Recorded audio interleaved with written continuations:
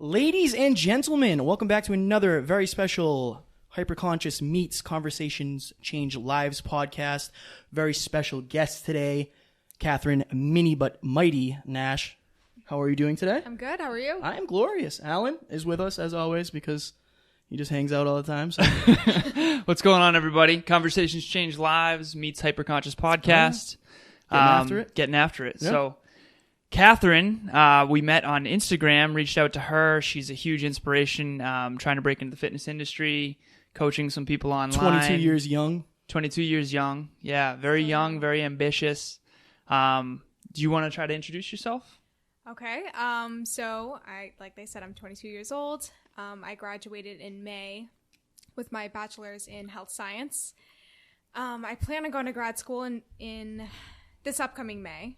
But as of now, I'm really trying to, start my own business.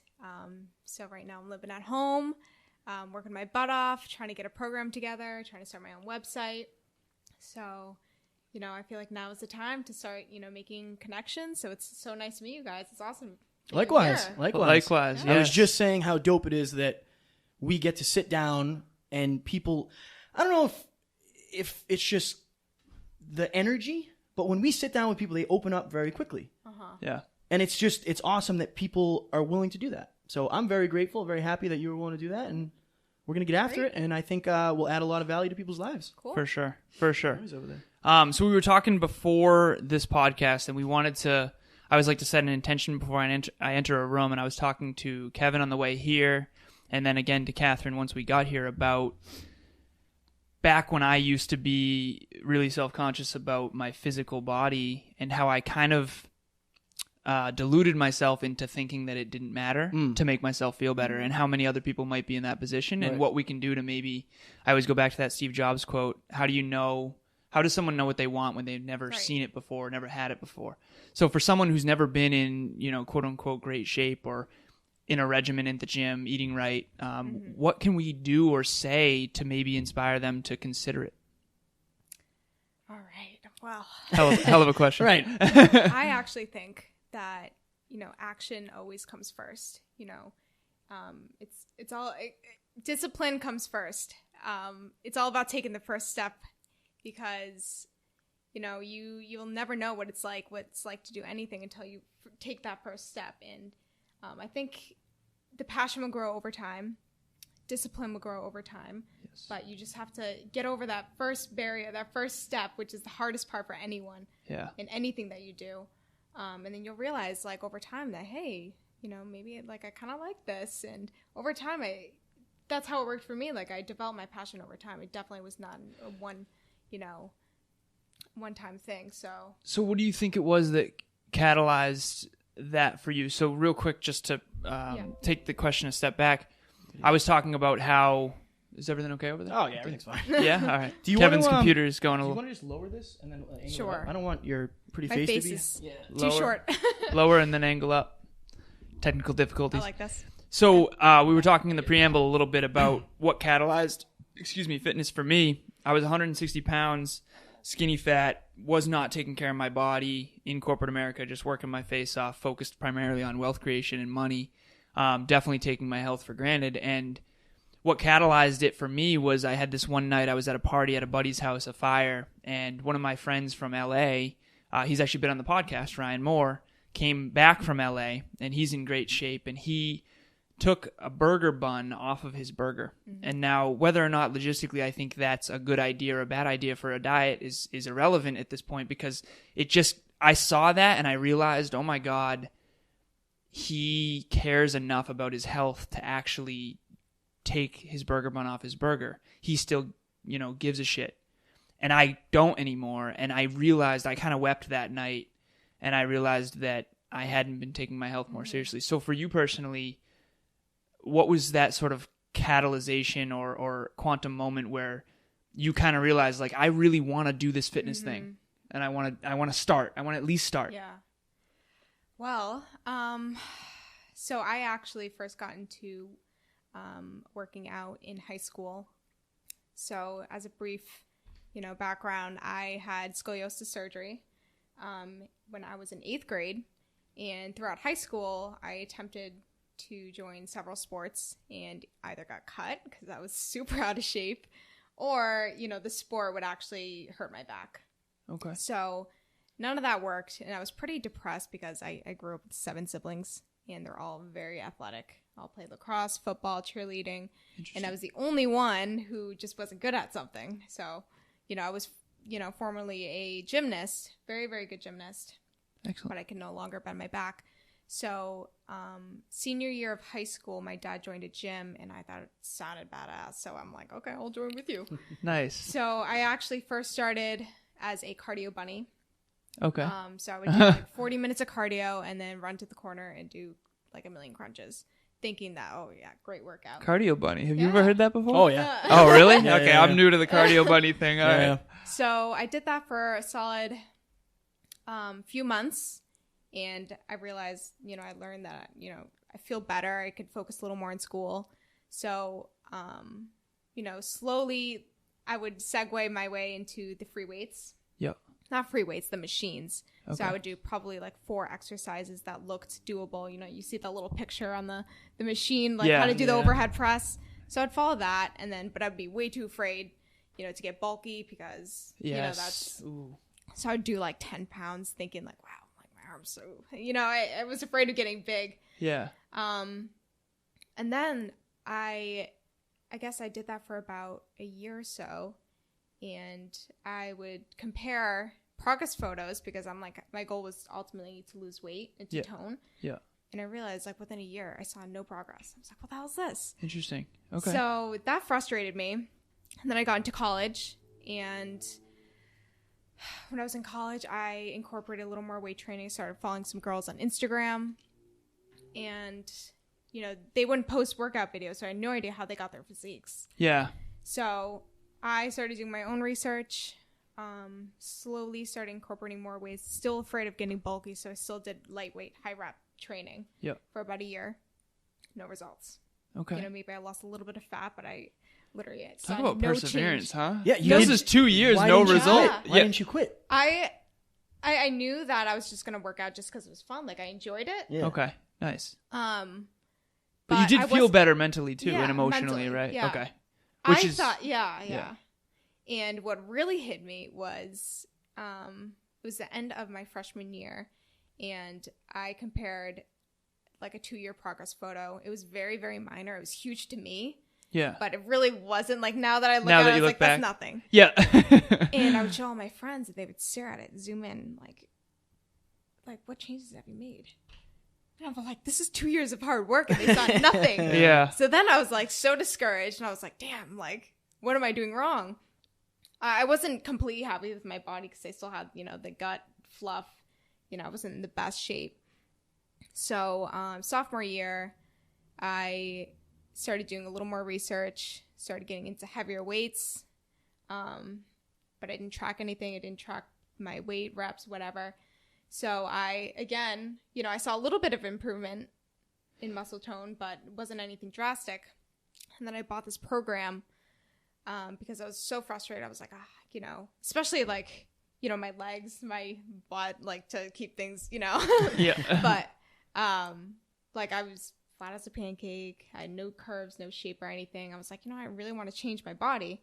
So I bought this program, and I thought that you could build significant muscle and get super cut at the same time. So I built a ton of elusive. muscle. Yes. Ton I'm of so glad muscle. we're having this conversation. Yeah. Yes. Keep going. This I is so I important. bulked up a lot. Like I put on significant muscle, got super strong within like 3 months. Nice. And I tracked everything.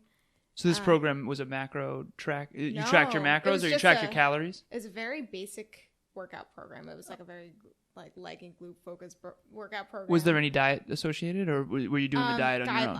Guidelines. So Okay. it's like try to eat like half a cup of oats with, you know, 6 meals a day. There are a lot of things about the program that I look back on now. Like, that's not right. But so I bulked up a lot, put on tons of muscle. Love it. But then I was stuck because I was like, how do I lose this fat? So this is the end of my sophomore year of college. Yep. And then junior year, I went to study in South Korea. Very cool. For 4 months. So when I first got there, I was struggling because I was trying to, support myself with food and everything. But they had no protein bars. They had no protein powders. I didn't have enough protein. I had probably like 60 grams of protein, which is like half of what I take now. Yeah. So I lost all my muscle. Interesting. I would still strength train 5 days a week, but unknowingly, like I wasn't eating enough protein, so I lost everything. So I got home super skinny. No kidding. And then I was like, I'm so sick of this. Like, I want results.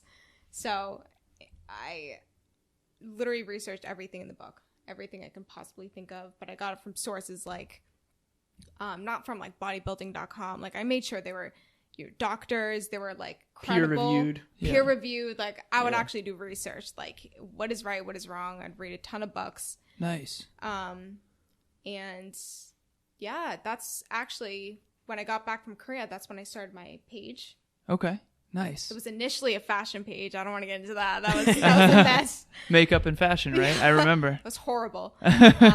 So I started posting progress photos, to keep myself accountable. And then people started reaching out to me like, how did you do that? And I was so flattered because no one's ever complimented my body my entire life, ever. Yeah. So it was so flattering. And I was like, I got really into it. And I knew that I had so much to talk about because I went through every mistake in the book. Yes. I did yo-yo dieting. I did, I've tried every diet you can think of. Yeah. Clearly. Yeah. Yeah. But I knew that eating was huge, that I really need to commit. If I wanted to see true changes, I need to give my 100%. Yeah. Because I was never 100% for about 3 to 4 years. Yeah. So once I started to commit, I started seeing changes so quickly. Yeah. Even if like it's month to month, that was drastic for me. Yeah. So I think that's what got me really, really hooked. I'm like, wow, like what I'm doing is working. My research is working. And then it just became addicting. And I'm like, yes, damn, this is fun. And it's like, it's fun, like going in, having a plan, knowing that that plan will work is what motivates me. Yes. Because I know I'm going to see results. I know it is possible. If I want to build my quads, I physically can build my quads if I were to do this. Yeah. So I think knowledge is key. Knowledge, like knowing that what you're going to do is going to motivate you to stick to it. For sure. Because it will reap results as long as you're consistent. The thing is, you didn't... so I want everyone to really realize, like, that whole journey, that whole story, I mean, that was, what, 5-6 year process? Yeah. Okay. Oh, it's been a long... You didn't get results for the first 3-4 years of it. The pound of fat. Well, so it's mastery. You try something, you fail... You address what's not working and you try something else and you fail. You address what's not working, you try something else and you fail. And you just persevered. That's why people who never give up eventually win, because they learn each time they fail. And like you weren't seeing results, so you had to go and dig deep. I always say study, practice, and teach. And you literally would go and study. You'd try something and practice it in the gym. And then now you're eventually teaching it, but it's like each and every time you got better. And now you look back at what you used to do and you're like, wow, that didn't make any sense at all in comparison to what you know now. And hopefully in a couple of years, you'll look at what you're doing now and go and have an even more perfected regiment for what your goals are. Yeah. I'm thankful for it because now I can relate to every single person in the world because I made every single mistake in the book. Yeah, you've been there. So what do you tell somebody that comes to you and they say, I'm not getting results, maybe what I'm doing isn't working, like what should I do? Do you say, look, I've been down this road. You're an educator now, right? So you can educate them. So now you're kind of like, there's a quote that says like, be the person you needed when you were down. Yeah. Oh, I love that. Like that's kind of why you are where you are now. Yeah. Which is, what I try to tell people, like even if you were to have setbacks, you made mistakes, you went through the same boat as me, like no time is ever wasted. No mistake is ever wasted. Like I've learned so much. Yeah. Every time.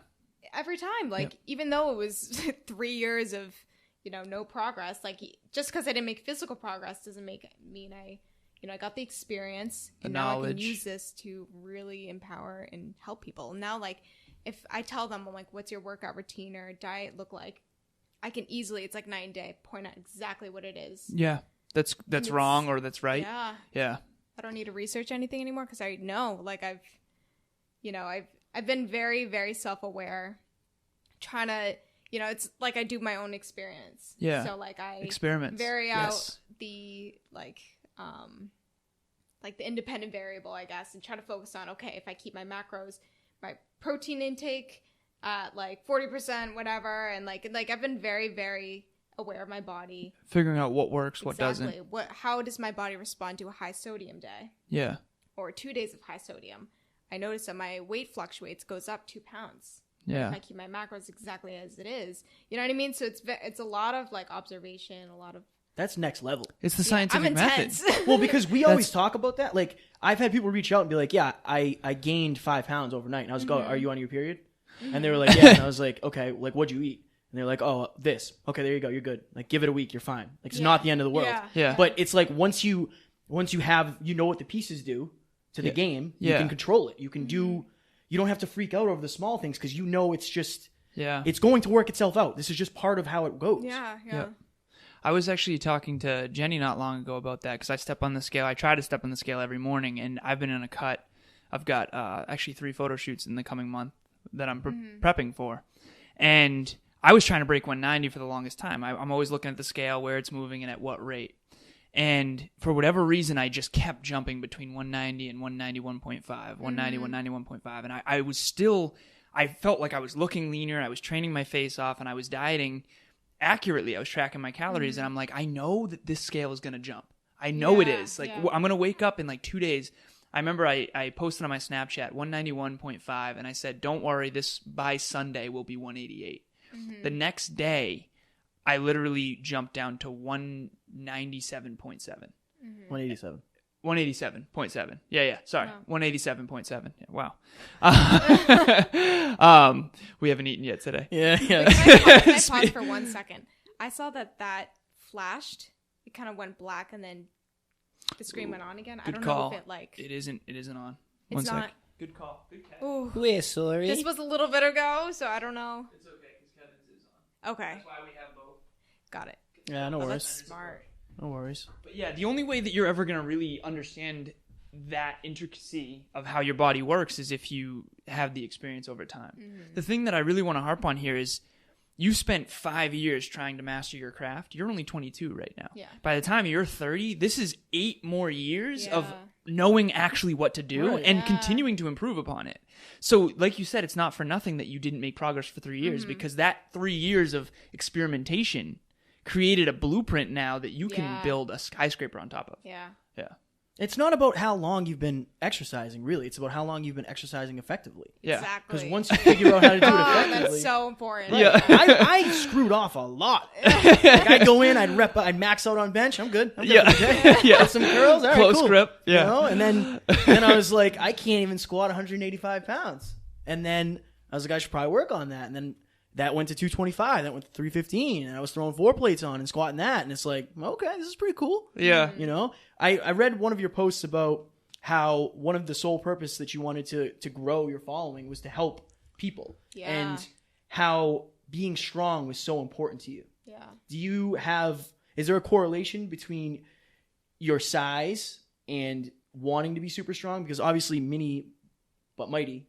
Yeah. Like that's her Instagram handle, by that's the her way. Instagram. Yeah. So At look her mini up. but mighty. Yeah, look her up. So obvious is there something subconsciously that was like, I'm little, because this is me for sure. I'm smaller than, like, he's what, 6'1"? All my friends are huge. 6'2". 6'2", excuse me. They're all giants, and I'm the little one in the litter. But I'm just as strong as everybody. And that's always been huge to me. Yeah. Is that something that you're feeling as well? I used to be actually very frustrated because I didn't think I could build muscle. You know, like my strength compared to my size just does not match up. Like I'm naturally I shouldn't say naturally. Like I am naturally strong. Yeah. Like I've always been known to be naturally strong, but I've definitely built my strength up like crazy. Yeah. But I would get frustrated because I had friends who had, you know, significant progress in their, you know, muscle size, but they lifted like 1/3 of the weight I lift. Yep. You know, and I was like, damn, like I feel like I have to try like 5 times harder, but at the same time, I'm like, I'm strong as hell. Like, yeah. It's so cool, and then I learned that like that is such a gift. Yeah, To be for that sure. strong, especially for a chick, and it's cool. And now like that's been a primary focus, especially for like upper bodies, like maxing out on my pull-ups, like how many can I do, and like that's been a big driver for me. And I think that's what's truly inspiring, is being able to be crazy strong. I like it. Yeah, Not getting everyone stronger can is- be crazy strong, but everyone can get, built size. So like, why not, get crazy strong? I I support think it. you carry Yeah. it with you too. Like in general, like when you're, I don't know about you guys, but when I am more physically strong, like I feel like that is part of my presence. Yeah, you have more confidence. Yeah. associated with it. I'm more capable. I think that's Yeah. down to like the Ooh, that's deep. Yeah. evolutionary level. Yeah, Like when you look in the mirror and you're like, oh yeah, okay. Like Yep. I feel like I can handle more things. yeah. I feel like I'm more competent as a Yeah. human being. Like I was doing the sled the other day, and I PR'd on it. I put, I don't know, 10 plates on the thing, and I'm literally just dripping sweat, and I basically fell on the ground after going across the courtyard there, and I'm just like, people are looking at me like, Jesus, and I'm like, I just think there's something primal about lifting heavy weight, Yeah. and being like, yeah, I did that, like I can do that, Yeah. I can Yeah. push something that's that heavy. What's 10 plates times 40? So 450 pounds. And I'm just pushing that across the, Yeah. It's crazy. Yeah, it is. It's very cool. It's very different than my 160-pound self 3 years ago who just didn't feel good about himself. Right. Yeah. And like if you're there, there's 3 years later, you could be anywhere you want to be. Right. You just got to start.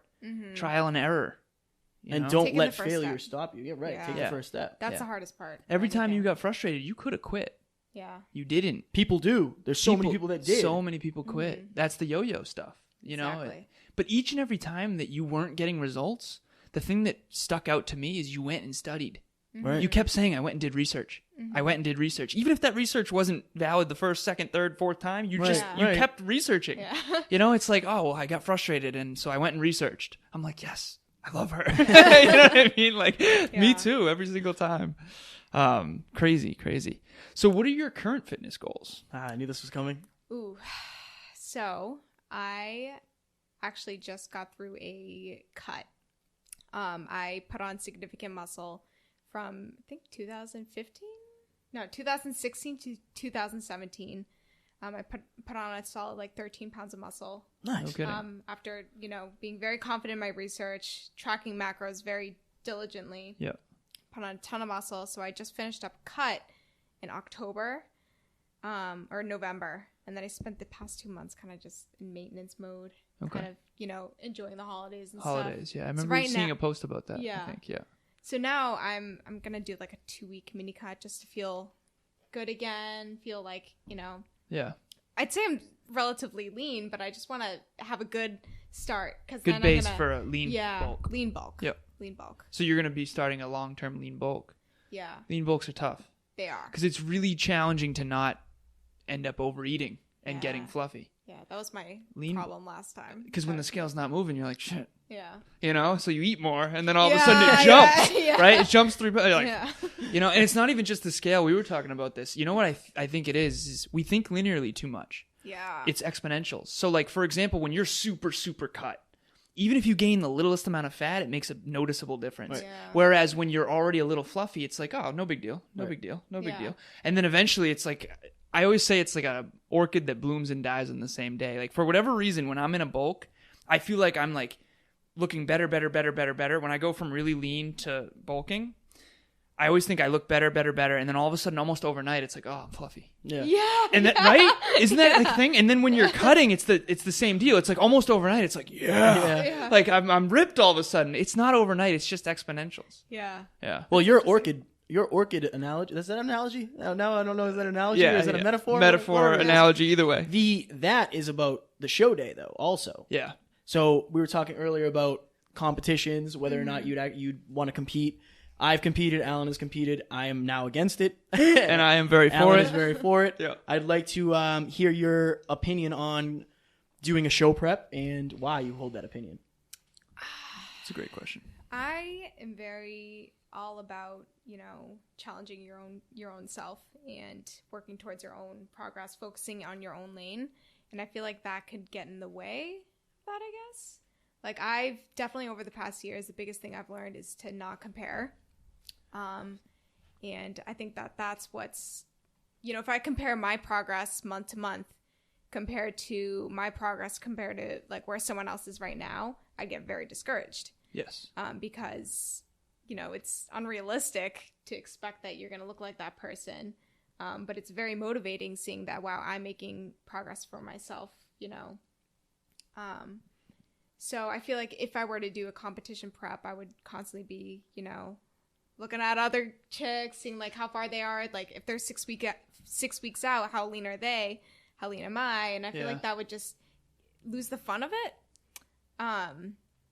I like taking my time, doing my own thing. If I screw up, if I, spend a night out with my friends, and I could, take a step back, maybe do a mini cut, like a cleanse for the, for the next few days. Like I like taking my time. I think that's what's fun for me. I like making a lifestyle.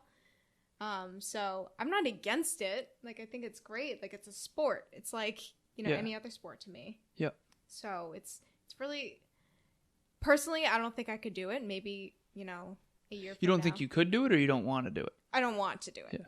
Because you definitely could do it. Definitely could do it, for sure. 100%. Yeah. But if you didn't believe you could, we were going to make sure. Oh, no. I think anyone could. Absolutely anyone Of course, could. yeah. I just don't know if I want to. What if you were able to hone in on your lane, stay in your lane, and really try to be at your best? Because personally, like, I do think that the whole show mentality does entice you to look at other people and compare. Obviously, you're up on stage comparing yourself, being compared by a bunch of judges, like every little detail. That's the whole competition. That's the whole thing. Best. But if you can go into it with the intention of I want to be at my best, because honestly, the competition has helped me improve, like drastically. Like having that why power, that extra incentive. Yeah. Like look at Matt. I mean, Matt and I, at that first show compared to now, I mean, that was a catalyst for us to be at me and him talked about it after the show. Everything else feels easy now. Like we're just new human beings, mentally, physically, emotionally, spiritually. So I think that challenge is important. And if anyone does have the itch to try a fitness show, I think, screw the results when it comes to first, second, third, fourth place. Like obviously shoot for first, but at the end of the day, just try to be at your best. Right. I can agree with that. I had a bad experience with it, so I don't want to do it anymore. And I don't think anybody should. Let's talk about Kevin's bad experience. So I had a great coach. I still respect my coach. He's awesome, great guy. Yeah. I didn't realize getting that lean was going to have a year or two long effect on my life afterwards. Yeah. Like my testosterone dropped. I had no sex drive at all. Yeah. None. And I was depressed for a long time. I don't think that wasn't the sole reason for that. I had a lot going on in my life. Yeah. I shouldn't have done the prep when I did it. Because there was a lot going on in my life. But it took me a long time to ever feel normal again.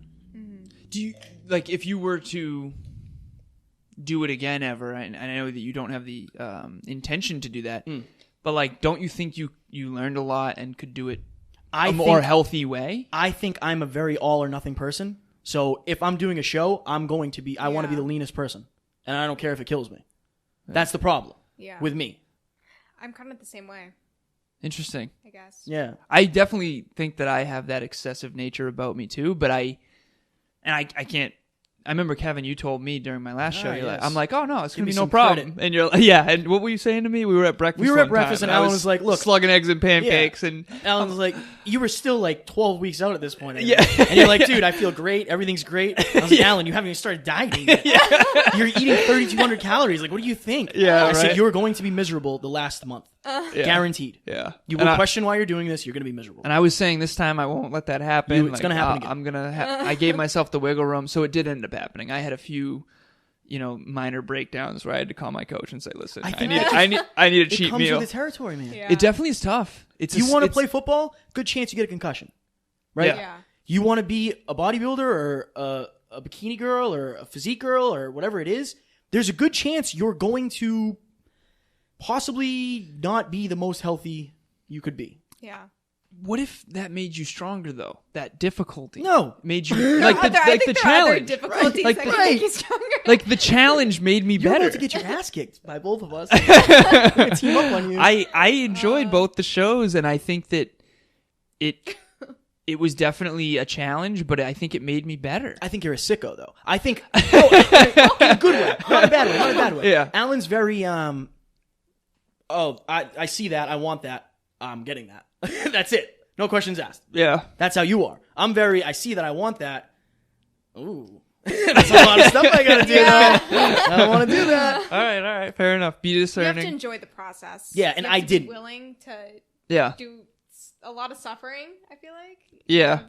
I've heard a lot of interesting experiences of people, like, they go out to dinner with their families and they can only order, like, 4 ounces of chicken. I'd be miserable. No, Yeah. I would bring my meals.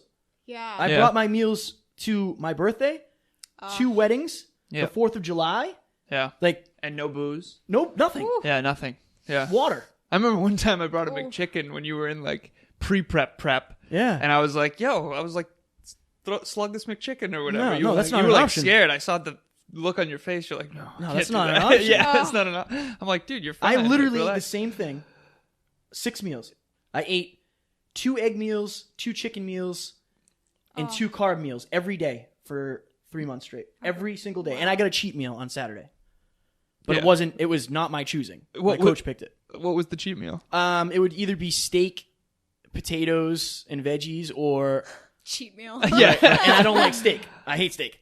So it got to the point where I was getting like a steak and cheese sub, which that was pretty good. I was pretty happy about that. But it's like, I do this for the lifestyle, Yeah. Yeah. and that is just not.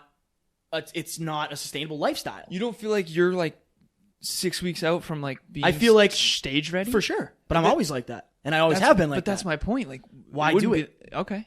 The thing If is, you don't though- want to, but some people want to. Yeah. If you want to, do it. Like, Yeah. I'm gonna get in the ring and have a boxing match. Yeah. I might get my head knocked off. Yeah. I want to do it. I don't care. Yeah. True. Yeah. My why power for that is far greater than it would be for me to get super lean again Yeah.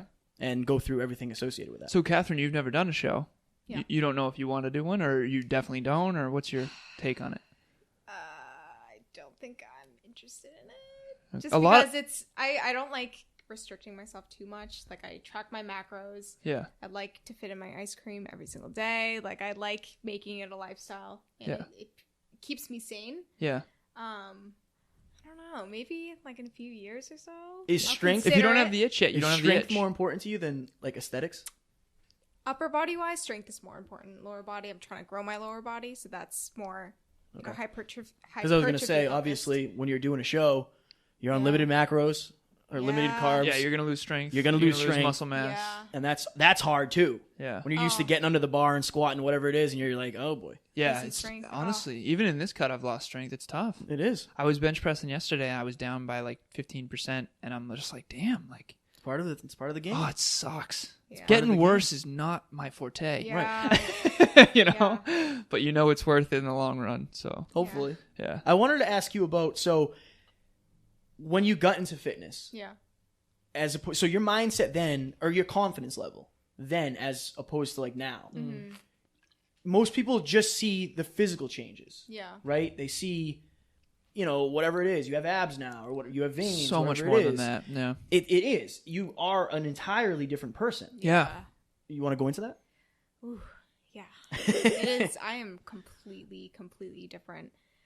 If you guys were to know me back in middle school, like, I think I had like, I didn't want to admit it then, but I think I had like slight social anxiety. Like, I was terrified of like making eye contact with I did too. strangers. Like, I had a small group of friends. I wasn't even super close with them. Like, Yeah. I didn't fit in well, and I was, my brother was in the same grade as me, so he was in a couple of my classes. He was like the popular, outgoing, Yeah. and I was like the shy, super shy and quiet. Yeah. I'm getting the and- feels because I was that way in middle school Yeah, too. but I guess I forced myself to be more outgoing. 'Cause, I grew up like all my siblings are very outgoing, very extroverted. Very athletic. Yeah, Yeah. especially my mom. My mom's like the most outgoing person I've ever met. And I guess like I forced myself to be more because I knew I'd be miserable if I were to, stay in my own little Yeah. cave.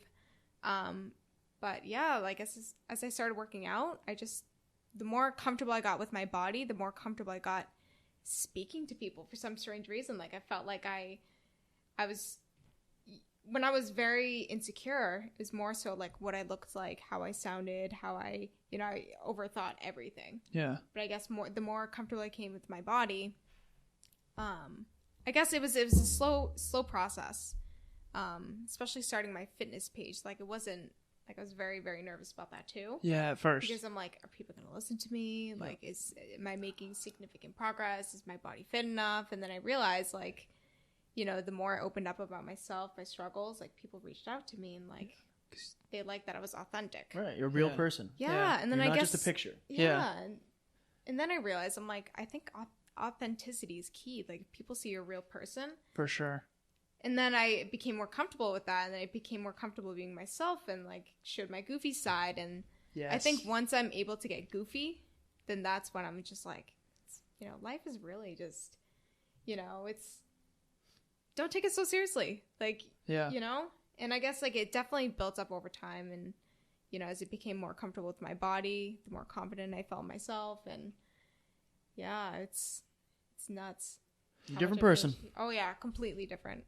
So I think that having specific goals, whether it's fitness or otherwise, and then having the self-discipline necessary and the patience. I noticed you mentioned patience in the preamble, which I really liked.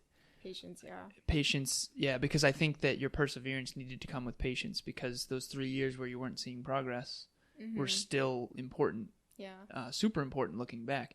So I think that each time you put in the reps, whether it's in the gym or towards anything that's of value to you, you get some more self-esteem. And that becomes a part of who you are. And I think that not even just more comfortable with your body, you're more comfortable with yourself because you're actually accomplishing something that you care about. Yeah. Yeah. Yeah. Do you want to talk a little bit about self-discipline and how that's made you feel better about yourself? I think that if people knew how awesome self-discipline is, Right. they would start. You hold yourself accountable for your actions. Yeah.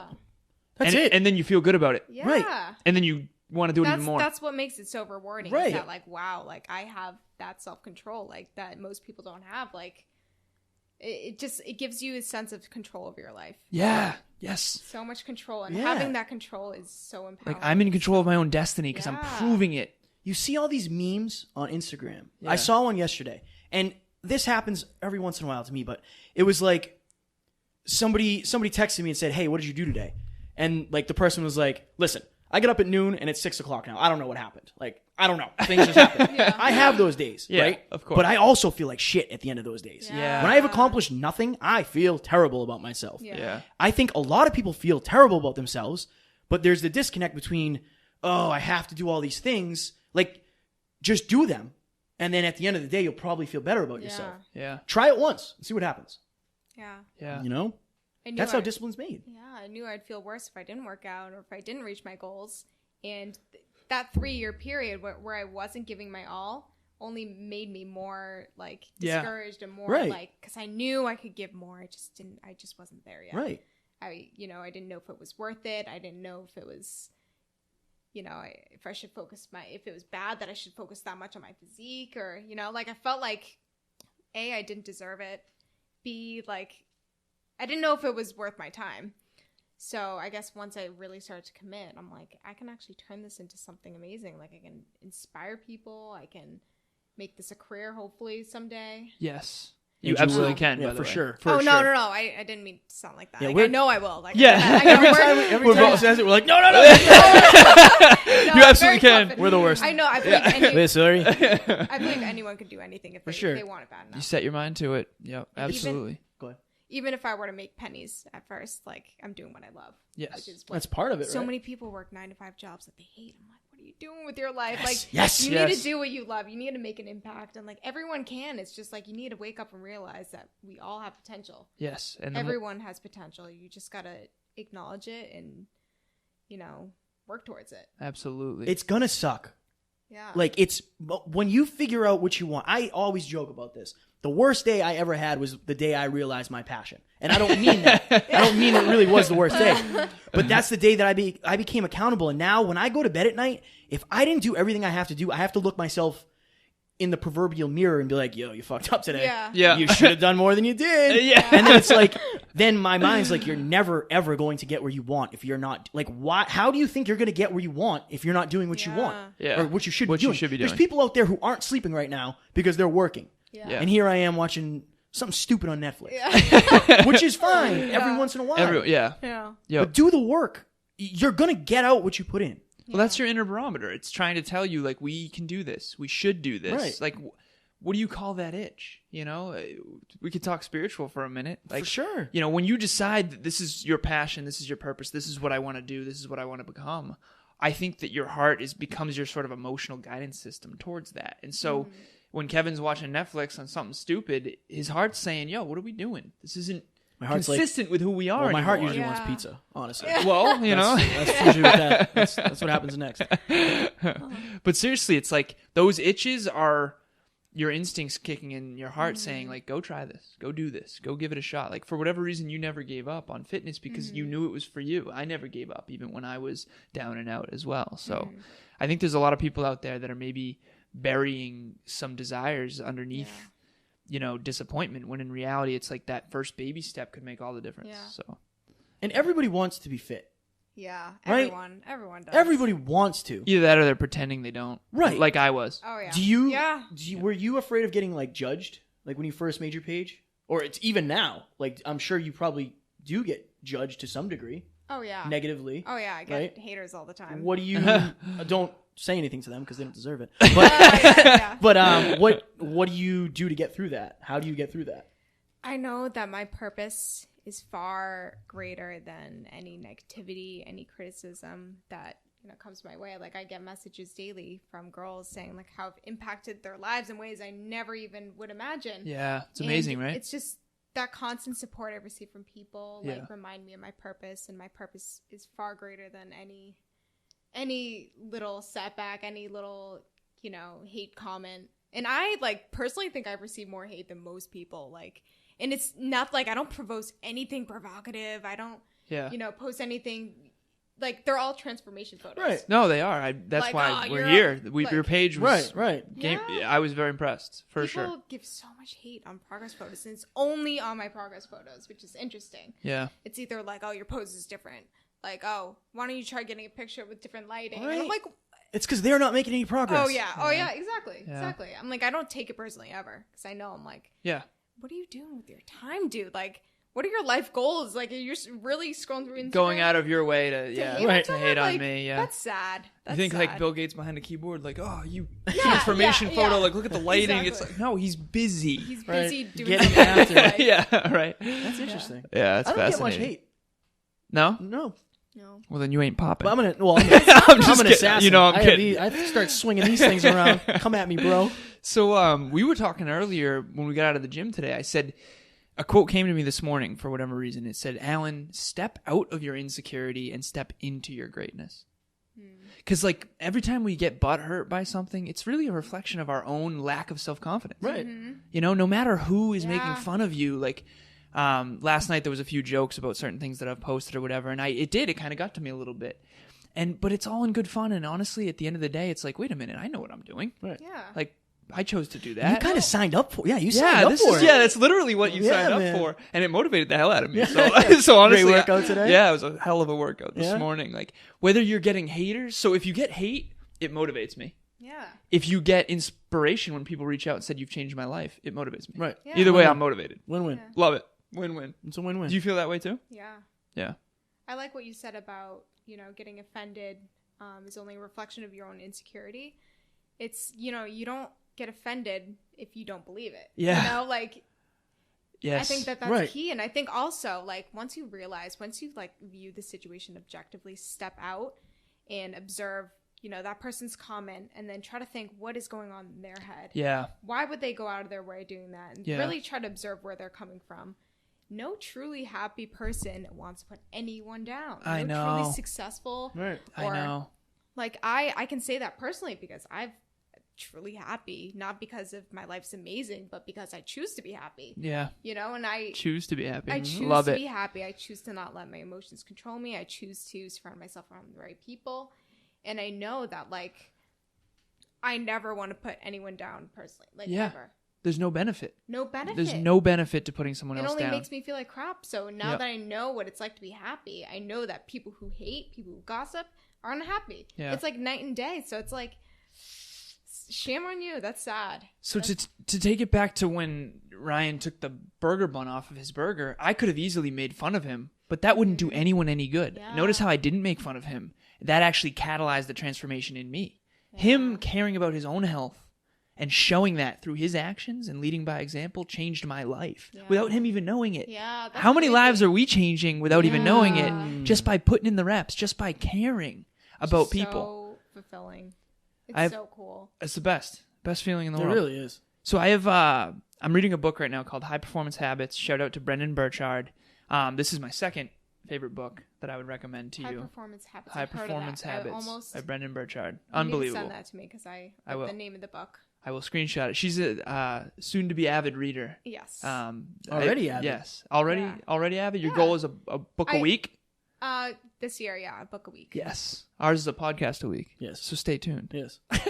What week are we? But 3 weeks in? 4 weeks in? I asked Kevin this what is it? I don't know. Don't worry about it. Don't- We're in January sometime. Yeah, we're killing it though. We got them booked For all the sure. way through mid-February. For sure. Yeah. Awesome. Which is awesome. But so I asked you this on the last podcast or the podcast before. 3 words to describe your best future self. Oh, yeah. For me, it's exceptional, enthusiastic, and caring. In that order. Kevin's was... I don't remember what they were. No. I think I do. So one of them was trustworthy. One was competent. One was competent. And caring was... And caring. I think caring's number one for me. Caring. Yeah. You said that on the I last want, podcast. I just want people... I want people to reach out like, I am not what I look like. Like, I realize I don't look... You know what I mean? I'm a... Don't judge a book by its cover. Yeah, I'm a meathead. You know? I have tattoos. Ooh. But, like, I probably have the most caring heart. I will help anybody. Anytime. Doesn't matter. I lose sleep over helping people. I've seen it time again. I don't care. I want to help you. What about you? Yeah. So what do you is think, the Kathryn? 3 words to describe your best imagined self? This is important, by the way, because since I've chosen these 3 words, I think about it. He actually tells you to set a reminder in your phone for 3 times a day where those 3 words pop up on your phone just to remind you, oh yeah, this is who you want to be. Right. Yeah. Go be it. Act like it. Yeah, act like it. Ooh.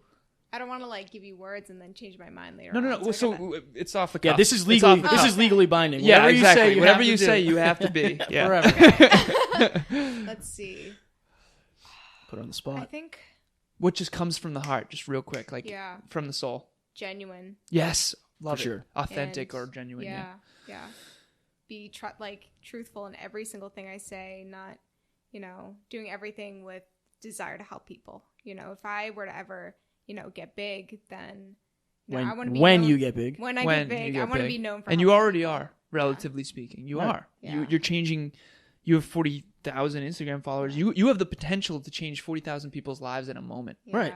That's Which a is beautiful so thing. cool. Yeah. And I think faith is huge for me. Like I think it's an amazing platform to share my faith. And that I think is what, I truly think that my passion for fitness is all God sent.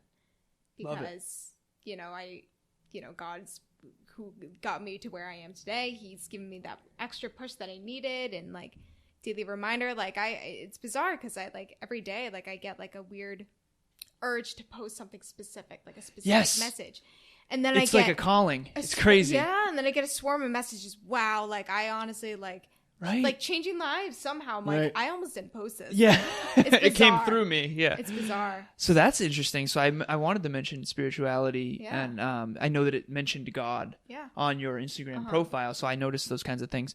I personally wear the North Star. Uh-huh. This is representative of the true North, which is knowing my purpose, my passion, who I Cool. want to become. Also, Jenny got this for me, my girlfriend. She's my Awesome. true North as well. So just knowing what you want, knowing what you're Yeah. here for, and always striving towards that. Yeah. Sort of your emotional guidance system. So for spirituality, some people hear the word God, and I think that I think it's been very misrepresented in a lot of ways. For me, I think universe, I think Mother Nature. Mm-hmm.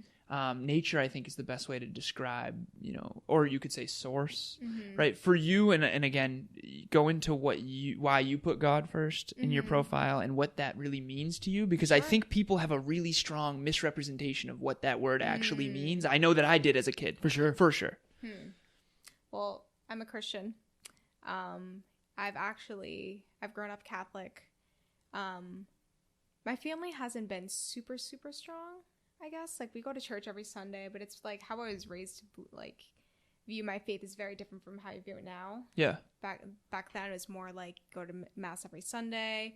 go to confession, receive communion. Like, it was a very ritual kind of regimented, Yeah. structured thing rather Yeah. than but you've embodied something from it. Yeah. Like when you say the word faith, like what does that mean to you? It's a relationship with God. Like, I have a very, very close, and it's built up over time. Like, I have, this very strong connection with God and very strong sense of purpose. And that's what moves me to, really change lives. And Love it. it's really powerful, and it's amazing because I've overcome every obstacle you can think of. And like, I just feel invincible. Nothing phases me. Like, I've gone through horrible like breakups and like crazy things that people would normally like, get discouraged about. But I just feel like I have this strength, God in me. Yeah. That nothing phases me. I'm like, I can do anything, Yeah. which is amazing. I That's love what I that. want to share with people. Like, it's not, you shouldn't feel restricted. You shouldn't feel like Trapped. condemned or Yeah. anything. Like, you should feel free. Yeah. You should experience God's love because that's all he wants. He just wants to love you, and he wants you to share that. And like, Yeah. I share it not because I have to, but because I want to, Yeah. And that's what I want to set myself apart. Like, I don't want to push anyone to like turn to God or anything. I just want to be that example. Yeah. Which is key. Love You know, it. you have I to think be that's more example. important than anything. For sure. yeah. I always say people won't listen to what you say unless you do it first. Yeah. You got to lead by example. You're letting them know, like, okay, you know what? Maybe you don't have the same belief I do. Yeah. But find what you do believe. Yeah, exactly. Find what's greater than you. I'm an energy. I'm all about energy. Yeah. I believe in that too.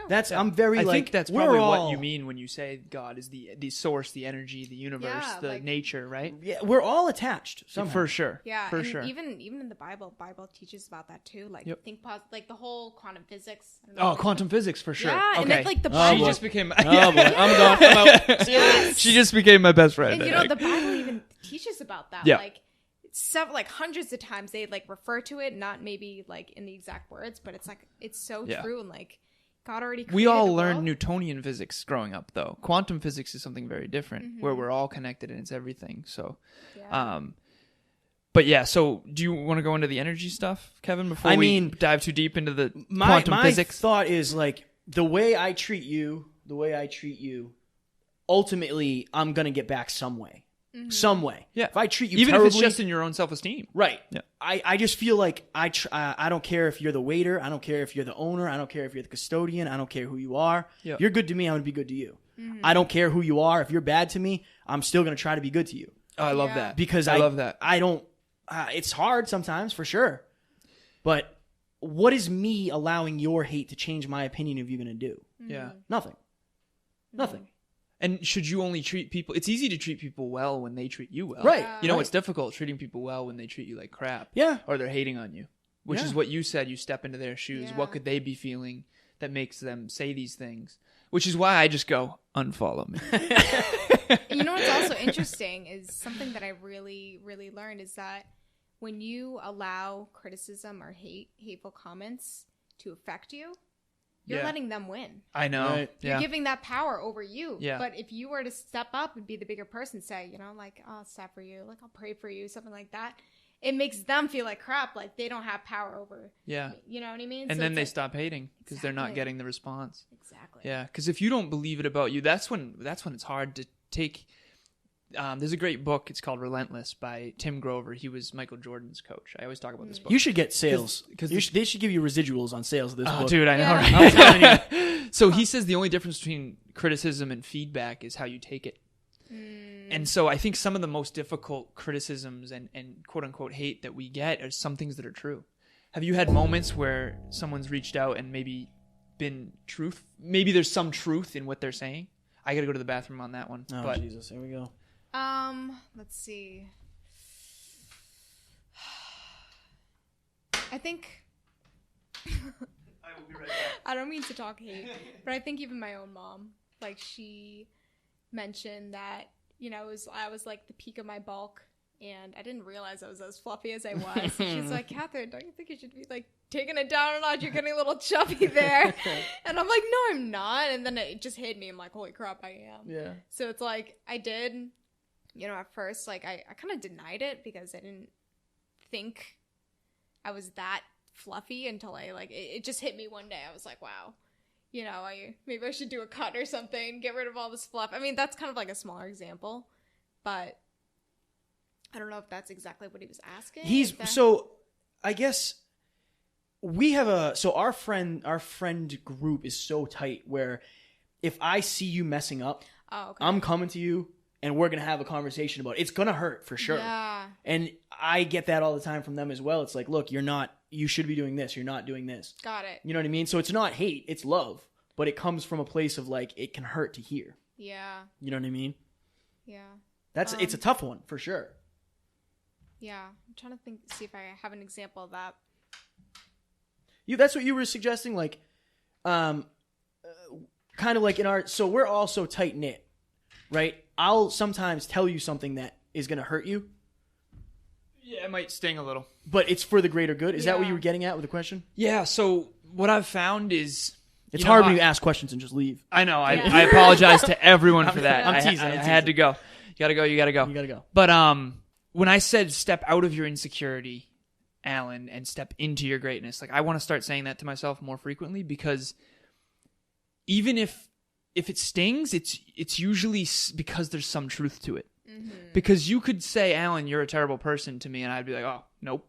Right. Like, not at all. Right. But if you say, you know, maybe your Snapchat's a little redundant, and I get offended, maybe it's because maybe some of that is true. Yeah, but maybe I could be slightly less. Your life is redundant. Yeah. Of course your Snapchat is going to be. I know, and I love where you're. And I love. You want me just to walk somewhere and take a picture of something so you think I'm doing something different? You know what I mean? But at least analyze it. Think to yourself, when you do get stung, quote unquote, think to yourself, like, maybe that's for a reason. Yeah.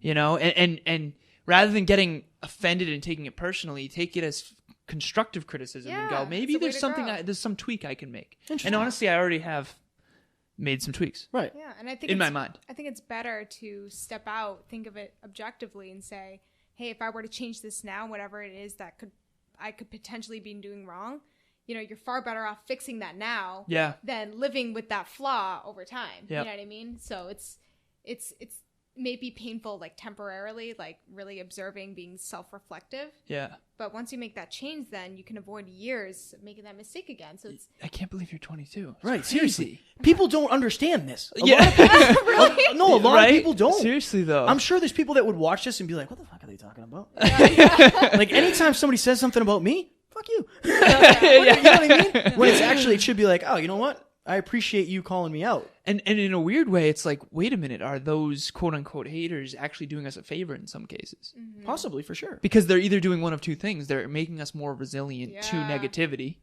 which is key, or they're giving us something that it's like, oh, wow, maybe there's something to that. Yeah. I got to learn how to not take it personally so that I can really look in the mirror and go, a tool. This tweak needs to happen. And like you said, that's what the compound effect is all about, by the way. A book that I recommend to everyone and to her before Definitely gonna read that. You asked me in the preamble, what are books that you want to recommend? And I was like, oh, yay. Yeah. Got all excited. But the compound effect talks about that, how that one minor tweak, it hurt for a moment. And it did hurt. That's real hurt. That's real pain. Yeah. But you made an adjustment. Mm-hmm. And that adjustment over a decade can make all the difference in the world. Yeah. And if some hater reaching out saying my Snapchat's redundant and me going, unfollow me, got me to change, and it really I was able to add more value to people because of that, that's huge. Yeah. You know? So I think that's crazy. I think that insecurity is always gonna really negatively affect us. So step out of your insecurity, step into your greatness. That's something I'm gonna start saying to myself a lot. Yeah. I'm gonna copyright that. So your 3 words were do it. Your 3 words were faith was one of them. Not authenticity. That was another word you used. Genuine. Yeah, genuine. Faith. Let's see. Ooh. There was one more. I think you had trustworthy in there, or you want to always be truthful. That kind of goes along with. Okay. What else we got? Isn't it hard to answer it right off the cuff? Yeah. And I hope that everyone else is starting to think of 3 words they want for their best selves. Ooh. Yeah. I'd say powerful. Powerful. Oh, mini but mighty, as they say. I love it. I love it. Yeah. Very cool. Are you ready to go deep? Oh, yeah. All right. Let's do it. Yep. So this is my favorite question to ask anybody. Okay. I literally asked, I was working at a DPW building in Perth Amboy, New Jersey yesterday, and I asked the gentleman this. What do you want to accomplish before you die? Ooh, let's see. Questions change lives. Questions change lives. Yeah.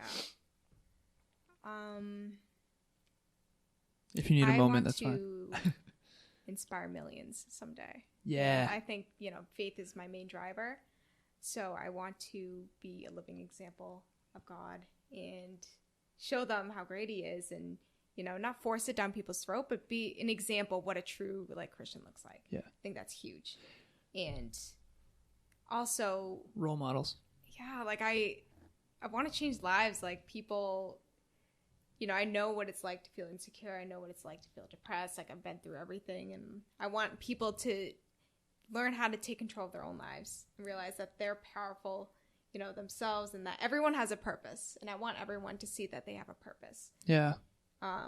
But somehow I want to start through Instagram, I guess. Build my page through Instagram. Yeah. Reach out to as many people as possible. My goal this year is to release that, 8-week challenge.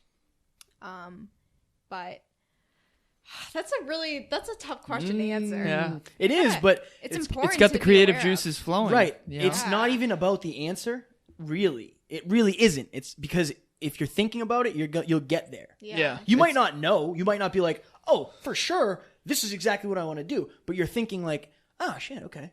Like, what do I really want to... Like, what Such do I an want important to be question. known Yeah. for? He asked And- an Uber driver this one time, and the Uber driver, I was Yeah. like, yo, we got to get to, the destination Yeah. at some point. Because he just went into, all this stuff. I did Yeah. this, I did that. People want to talk about these things. He lit up. They are afraid to because most people are afraid to ask them. I ask strangers this. I asked know. the hotel custodian this. He's like, I should want to spend more time with my family. All right, what are you doing to accomplish your goal? He's like, honestly, I focused on spending more time with them. Good. You're good. That's probably why you're so happy. That Uber driver was going on for Man. 10 minutes about his whole life story. We and all he's have reflecting Wow. and all that. We're here for I get so fired up about this. Do it. We're Do only it. here for 80 years. If you're lucky. 80 Yeah. good If you're years. lucky. If you're lucky. Yeah. If you take care of yourself. Yeah. Everybody's worried about paying their rent, paying their car insurance, paying their Yes. mortgage. And it's like at the end of the day, you're not going to have any of that to show.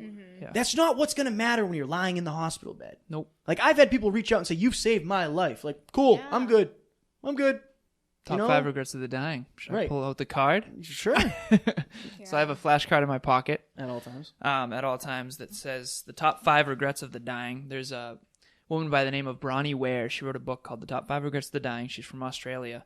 And she basically worked in hospice with people who were terminally ill. And I've heard about this. have you? Yeah. Okay, so that's going to be one of the books I recommend for sure. Okay. For sure. She actually reached out to me on Instagram, which was Really? a huge win. Yeah, dream come true. Wow. And so I posted about her book and how much it inspired me. And so I always carry this in my pocket. And the first one is I wish I had the courage to live a life true to myself and not what others expected of me. And again, this is patterns of people who were terminally ill, what they all had. She noticed that they all have kind of the same regrets. Yeah. And so why not learn from people who are in that position Right. on their deathbed and go, let's reverse engineer the finish line and go, I don't want to have those regrets. Yeah. Right. So how do I have to live today? A lot of Yeah. people don't even get the chance to regret it. They just die. Yeah. Oh, I know, man. Like, what if you get into a car accident tomorrow and you've been waiting a year to start your art Yeah. business and you never got to start And it? you never Start started. that shit tomorrow. Start it start it now. Whatever. Yeah. I'm saying if you're like, We're you know both what I mean? like Kevin. Start it now. Start it now. So number 2 is I wish I hadn't worked so hard. And I have in big circle it says because of number 1. Because hard work when you're doing your purpose Yeah. is not hard work, and you want to work hard. So I really don't like that I wish I didn't work so hard thing. I think it's because they weren't living a life true to themselves. Yeah. Otherwise, they wouldn't have had that second. Well, it regret. could be, I wish I didn't work so hard, as in, I wish I didn't spend so much time away from my passions, my family, the things Yes, I love. exactly. I think that's Time more accurate. allocation. True. Yeah. Number 3 is I wish I had the courage to express my feelings. So being authentic Yeah. and genuine, like you just said, and having the courage to say what's real yeah. on Instagram, even if you're going to get hate.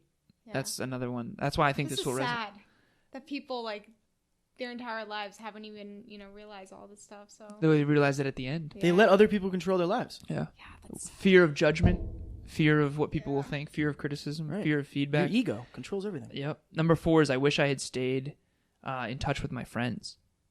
For sure. Friendships. John Wooden, he's a UCLA basketball coach, one of the greatest coaches of all time. He has a TED Talk. He says, treat friendship like a fine art. Huge. Yeah. Huge. And then number 5 is I wish I let myself be happier. You know how you mentioned that happiness is a choice? Mm-hmm. It's crazy. She's living by these and she didn't even know Right, they were a right, thing, yeah. right. You know? And it's like, wow. I'm very impressed. Yeah, 22 years old. Yeah. Like, come on. Come on. When I was 20, I don't know. No, we're not going to We're not gonna Beautiful, go there. beautiful things. Yeah.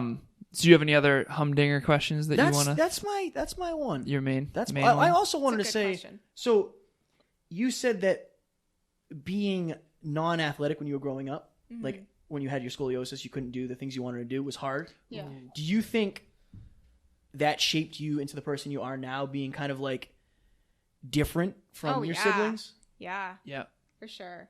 Like I never actually had a passion like I do for fitness. And I think like getting rejected from the sports teams and, you know, all those years of trial and error, like led me to something so much greater than just being, you know, the captain of the sports team or, you know, playing, you know, like I can use my struggles and I can use my setbacks as a source of inspiration to show people like, wow, like you may be going through crap for years and not know why, but, you know, 10 years from now, you may look back and say, wow, like I have so much purpose in what I'm doing. And Yeah. I don't take it, like, I don't regret anything that's happened. I don't regret, you know, I love like I'm that. so thankful that I Thankful. struggled. Yeah. I think gratitude is my Huge. biggest Huge. thing in the Oh, entire yeah. world. Yep. I think that is the most important, like Yeah.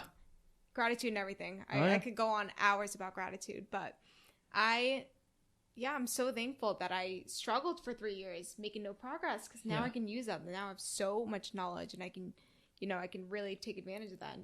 And most people don't struggle for that long. Yeah. You know, like most people, you know, with their fitness journeys, like I think my years of perseverance are what set me apart. For sure. And you're only looking at the very beginning Yeah. of that journey, really, Yeah. since you started working out Right. effectively, as we say. Right. So, I think that your adversity is your advantage. Oh, yeah. It's become your advantage because you persevered through it and you grew and learned from it. And Oh, now yeah. you can use it to inspire others. Yeah. I also think that, so yesterday I was in the gym and I was bench pressing and I had this moment where I was like, I don't want to fucking be here. Yeah. Right. And then I'm like, wait a minute, Alan, you get to be here. Right. Yeah. There was times when I was bedridden and sick and I couldn't, and I don't usually talk about that, but like, just like you with scoliosis, Yeah. you didn't get to lift. Now you get to. Yeah. You don't have to, you get to. Yeah. And when you, that's talk about gratitude Turn your have tos into get tos. into, Yeah. until I get to. Yep. Yep. Yeah. And that's gratitude, because if you're not grateful, when I look back at when I was most unhealthy, I was also the least grateful. Yeah. Yeah. The least grateful for my health. What are the chances you're not going to drink alcohol when you're not grateful for your health? Like I used to drink too much. It's because I didn't hold value to my health. And then I wonder why my health starts to slip. Right. Anything that you don't hold value to, that you don't give gratitude for, is inevitably going to be taken for granted. Yeah. And when you take it for granted, it's going to slowly, it's entropy, right? And Yeah. if you don't use it, you lose it. I also want to add that, you know, gratitude is what helped me learn to be happy. It's helped me be patient. It's helped me with everything. So what are your gratitude practices? I can tell she has them. I know, right? Yeah. She was waiting for you to I ask. actually Yeah. read this book. It's called The Power of Being Grateful by Joyce Meyer. And every day it's like a daily devotional. And it's just a reason to be thankful. Love it. It is a Christian book, but anyone can use these principles to apply to their life. Love it. So it's, you know, it's in being grateful for, you know, in the worst of your adversities. It's finding something good in every single situation. Yes. So for me, if I get a bad workout, you know, I stop for a moment. I say, thank you, God, for giving me the opportunity to work out. Thank you for my health. Thank you. I have no broken bones. Thank you for, there's so many Right? things. Seriously. And then like, if you practice that, then, you know, it becomes a habit. Automatic. Exactly. Yeah. Yesterday when I got into that fender bender, So I'm like, excited. thank you, God. I am okay. I have Yeah. no broken bones. Thank you that no one's hurt. Yeah. You know, like be thankful in everything. And like once you learn how to be thankful in everything, then like life is so great. Life is great. Yeah. Everything that happens is objective. You assign meaning to everything that happens in your life, good or bad. Everyone assigns meaning, so you might as well assign everything as good. Yeah. You know, makes life so much more enjoyable. I was super impressed. Like, so we were watching your story on the way down here, Instagram story. the Yeah. Instagram story, and we saw Alan's like, "Uh-oh." Oh yeah. I was like, "What's up?" Yeah. And we were. I probably shouldn't have been watching when I was driving, but that's what it is. But the way you handled it was just like, I mean, whatever. Like, it happens. So in the story you mentioned that you got into a fender bender yesterday, and you talk about how in the past that might have like immobilized you for a while, or you might have gotten really down about it, but that that's all. It's all good. Nobody got hurt. It's all good. Right. Yeah. So like every morning you read that gratitude. Yeah, I actually finished it, but I guess practicing that daily has become like an instinctive thing. So yes. On my way to the gym, 10 minutes, I turn off the car and I just list out everything to be thankful for. Love it. But I take every seemingly negative situation and I think of all the positives in that situation. Yeah. What's great about this? Exactly. So you're asking yourself questions every day. I want people to realize that their self-talk is just unconscious questions being asked. Like, what does this mean? What does this mean? What does this mean? Does it mean I'm not good enough? Does it mean I suck? Does it mean I'm not as good as that person? Or does it mean I am powerful? I am great. I am loving. I am this. So why not ask yourself the question? Yeah. Like before the gym, what's great about this situation? What's great about, do I get to do this or do I have to do this? When you get in a fender bender and you're overwhelmed, you just take a minute, you breathe and you say, what's great about this? I didn't get hurt. I didn't get injured. No one was hurt. It's going to be probably $150, if that. Like, life goes on. Like, I'm going to learn something. Maybe I'll meet somebody that I never would have met had I not hit their bumper. Yeah. Right? You never know. Listening to Lewis Howes' podcast, like he interviews every successful person you can think of. Lewis no Howes? Successful person didn't go through crap. Every single person has. So, like, you're just another person who's going through crap to get to your destination. Right. Like, some people may have more roadblocks or setbacks than others, but, you will get there as long as you keep your eyes on there and believe that you can. Yeah. I don't crawl through the mud to get to the grass. Yeah. Yeah. Do you think that some people have more... So, if you're going to climb a mountain, there's going to be snakes, and there's going to be brush, and there's going to be rocks, and cliffs, and there's just danger. Yeah. But for people who aren't climbing mountains, I don't feel like they do go through as much shit. Oh. You said that all successful people went through a ton to get there. Yeah. I'm not trying to say that not everyone struggles. Everyone has their own struggles. Yeah. I get that. But I think that moving forward in the direction of your dreams is going to force challenges upon you, which is going to force you to grow, which is the whole point anyway. Yeah. I think you and I are different on this one. Oh, well, let's go. Because... Ooh, I also want to add something. Sure, you want to go first? Is it it's more ladies, relevant to that? It's ladies first. Yeah, go ahead. I don't want you to lose it. I was going to say people who don't climb mountains, no matter what, they're going to still receive, setbacks and everything, like little occurrences, but they won't build themselves up. Yeah. It'll happen to them. Exactly. Not they for won't. them. Oh, yeah, I know what you're saying. I talked about the other day. This is one of my favorite quotes. It's focus less on the size of your problems and focus more on the size of you. So if they don't spend that time building themselves up, then the problems that happen to them, like little problems, are going to seem huge. They're going to seem huge, but if you climb mountains and, these problems get thrown at you, they're going to seem like effortless, like whatever. It's just another occurrence. Yeah, exactly.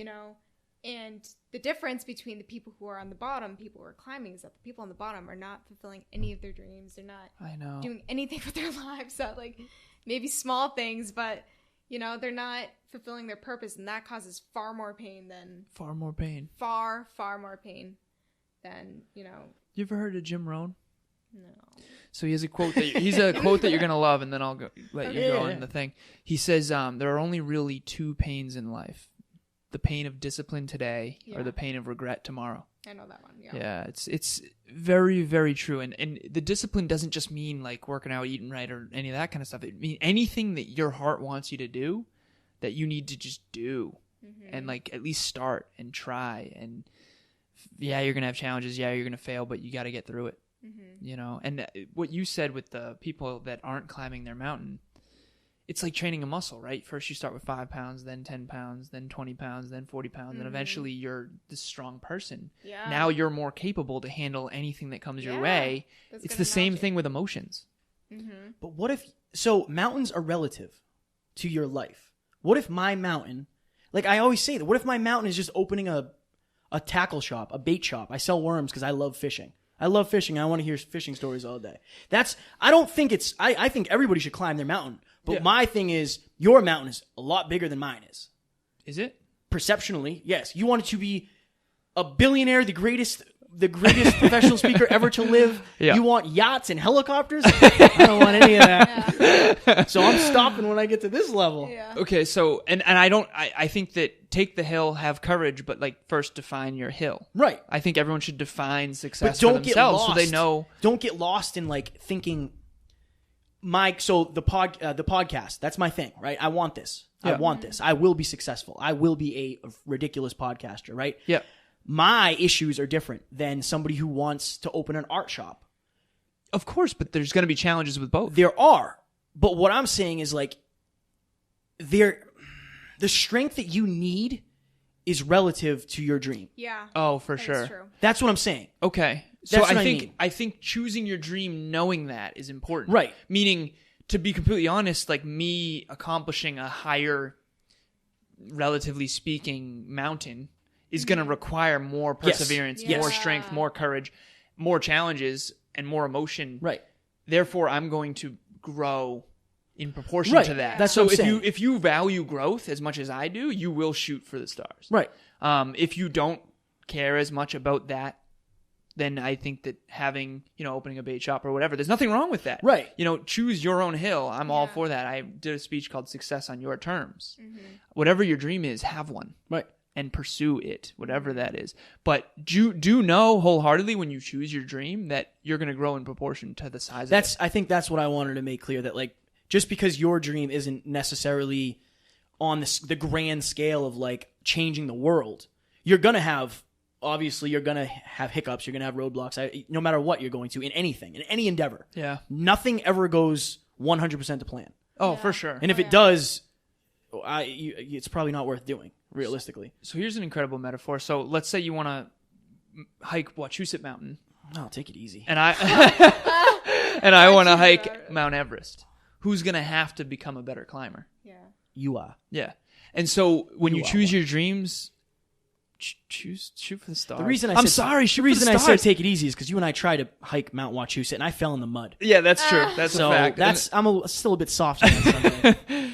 I say shoot for the stars no matter what it is. I agree. You know? So the thing, I guess the difference is, I want a flower shop or I want the biggest chain flower shop in the world. Like that's the difference I'm saying. If you're okay Which with, one's going to force you to become more? that's not how people base their dreams always, though, is what I'm saying. But Should they? I'm not saying they shouldn't. Let's hear her take. Because I'm not sure either. I just know that I think people will be more fulfilled if they shoot for the stars. And I think that if you shoot for the stars, even I if agree. you land I agree. But a lot of somewhere people, in the middle, it's a still lot going of to be... people are so overwhelmed by shooting for the stars that they don't ever shoot. It's a good point. I'm glad we're doing that together because we balance each other We out. in balance that. each other Yeah. very much. So here's the... What's your Yeah. take? I guess like my goals, my dreams are growing. Like As you do. As you do. As I do. Maybe that's the solution. Ooh, plot twist. Like I never, Surprise ending. yeah, like starting this page, like I never thought I want to inspire millions one day. I thought like thousands would be nice. You know what I Interesting. mean? So my passion Incremental. as I grow, I realize I'm more capable, of doing more. Yeah. And the more confident I become, the more, the more confident I become, the more I know I'm capable of. Yeah. So I guess like my goal keeps getting bigger and bigger and bigger. Okay. So I think Makes sense. And But there's a also- chance that her doing that could far exceed my, For sure.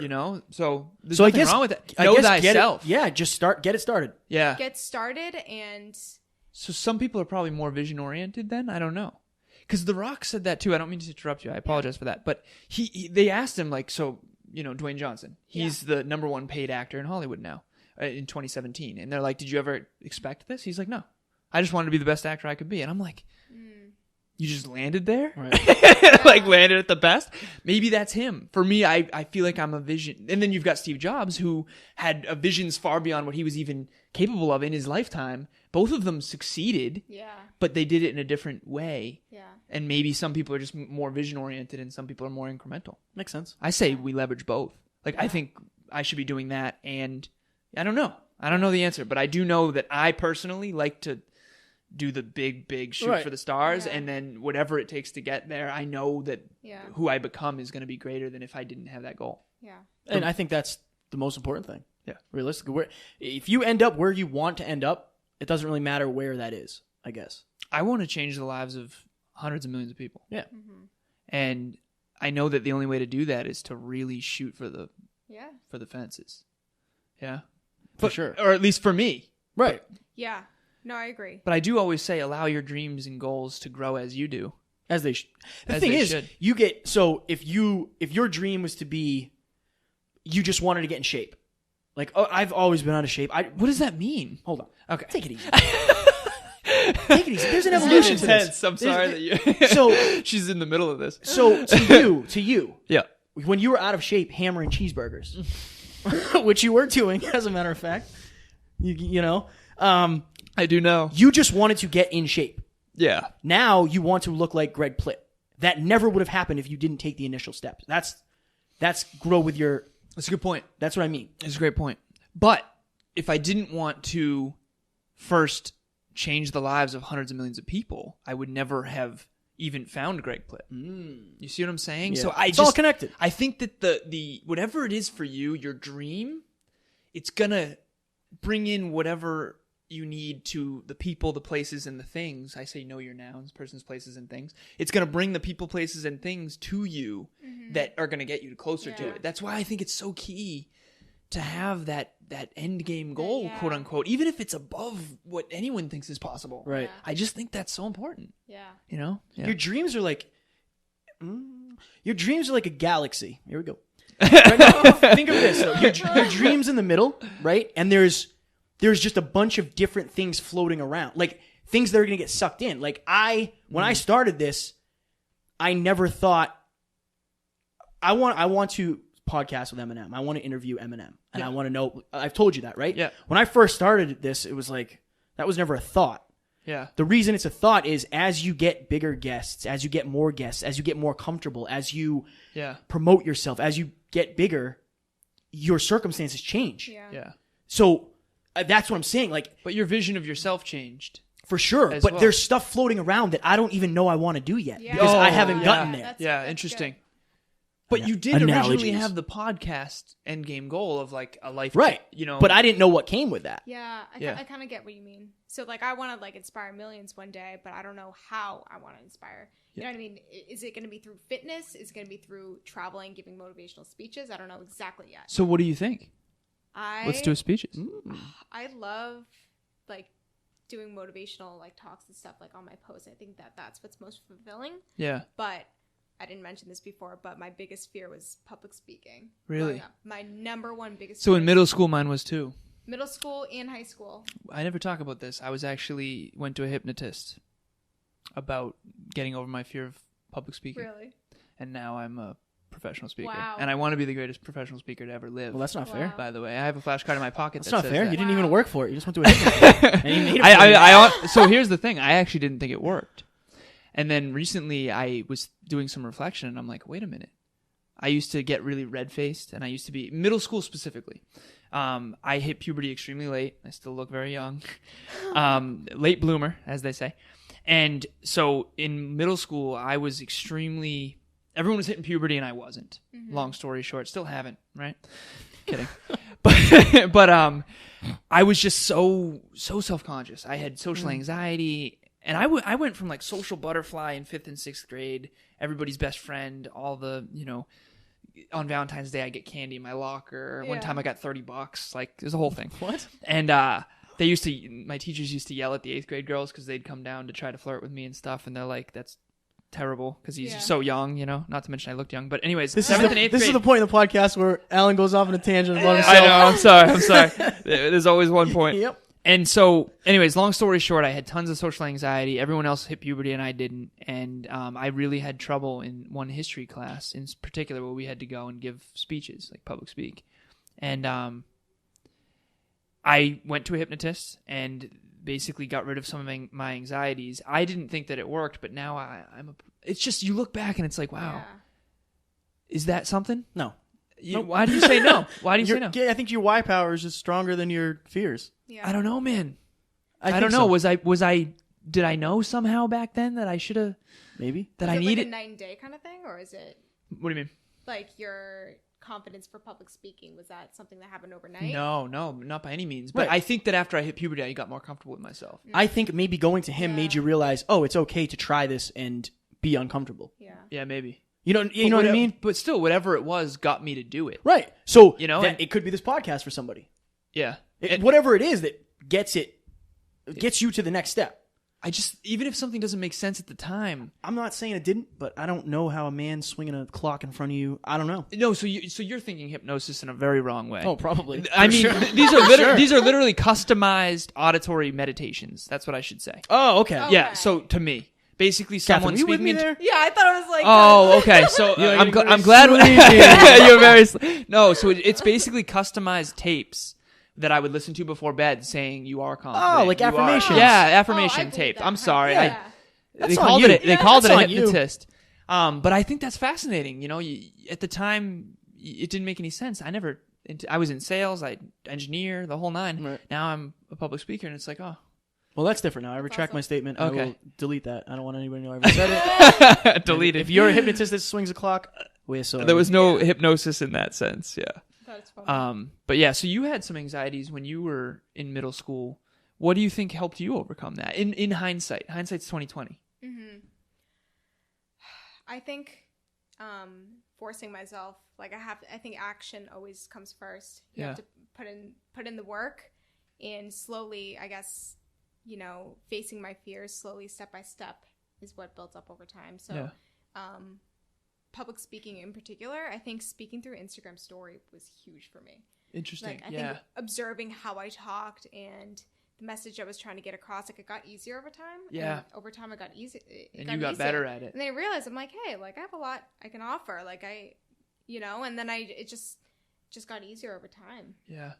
And I think the key to overcome that is just to be personable. Like, stop worrying about how you sound or what you're saying. Like, obviously focus on your message. Focus on, having a good message, I guess. And then that will naturally flow. Your intention. Yeah. Yeah. No one's going to focus on, like, little things that you're doing. Like, everyone, they're watching you just to listen, Yeah.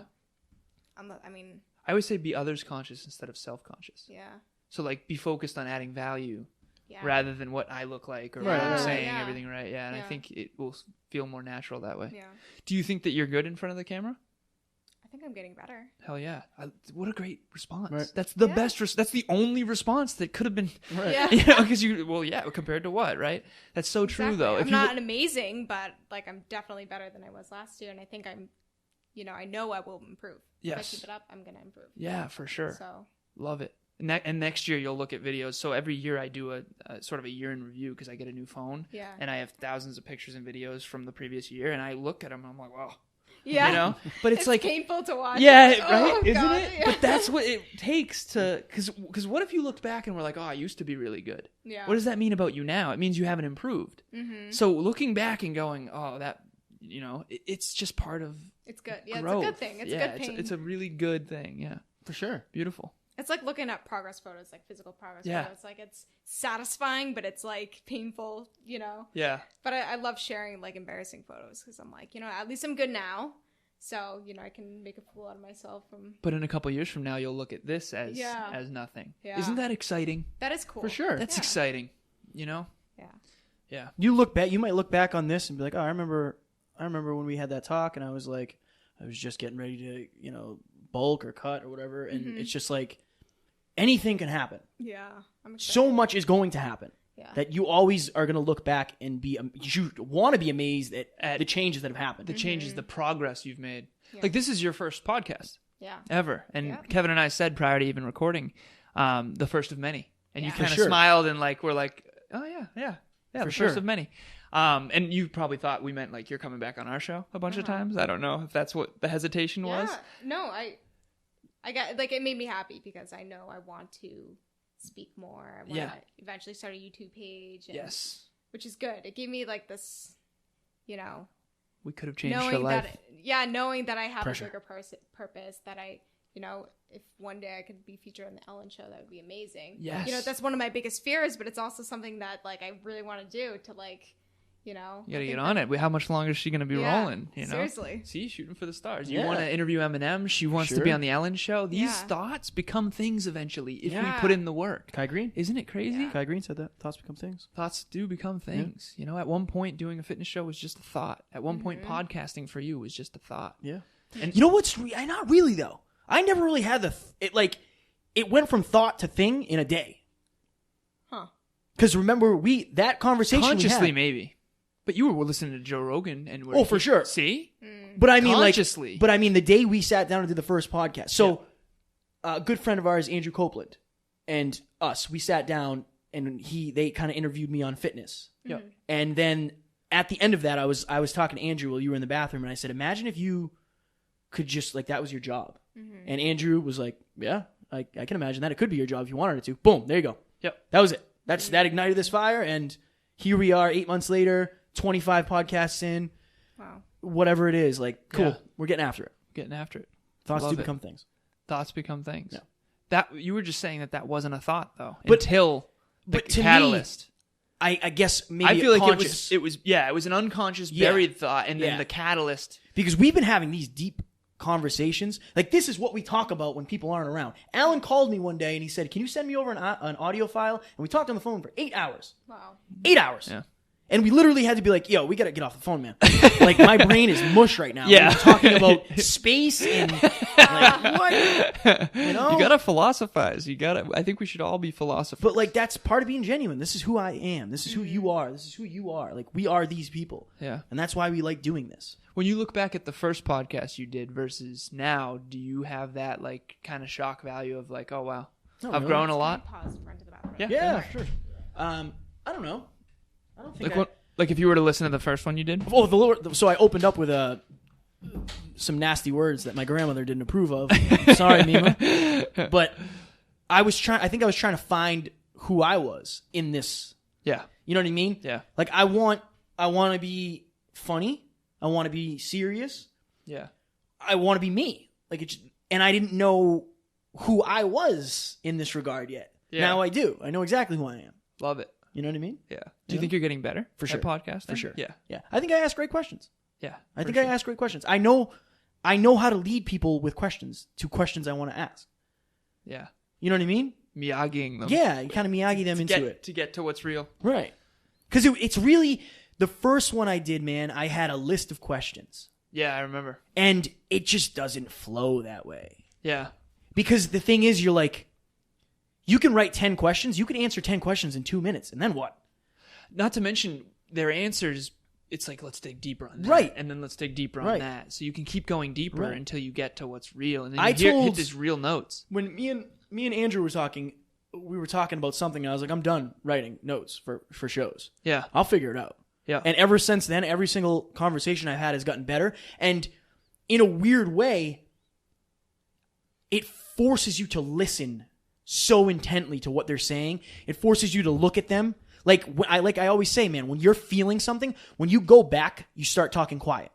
I notice that about you. Yeah. All the time. Yeah. So you did it, and I didn't get a chance to break in because you guys went really quick to another topic. But like noticing, you just notice these things. You pick these things up. Yeah. You know, if I look away. Like when I'm really thinking about how I'm feeling, I look away. Yeah. Not because I'm afraid of eye contact. It's because I have to place myself there. Yeah. I have to see myself there. Yeah. We're going super deep right now. Super deep. But yeah.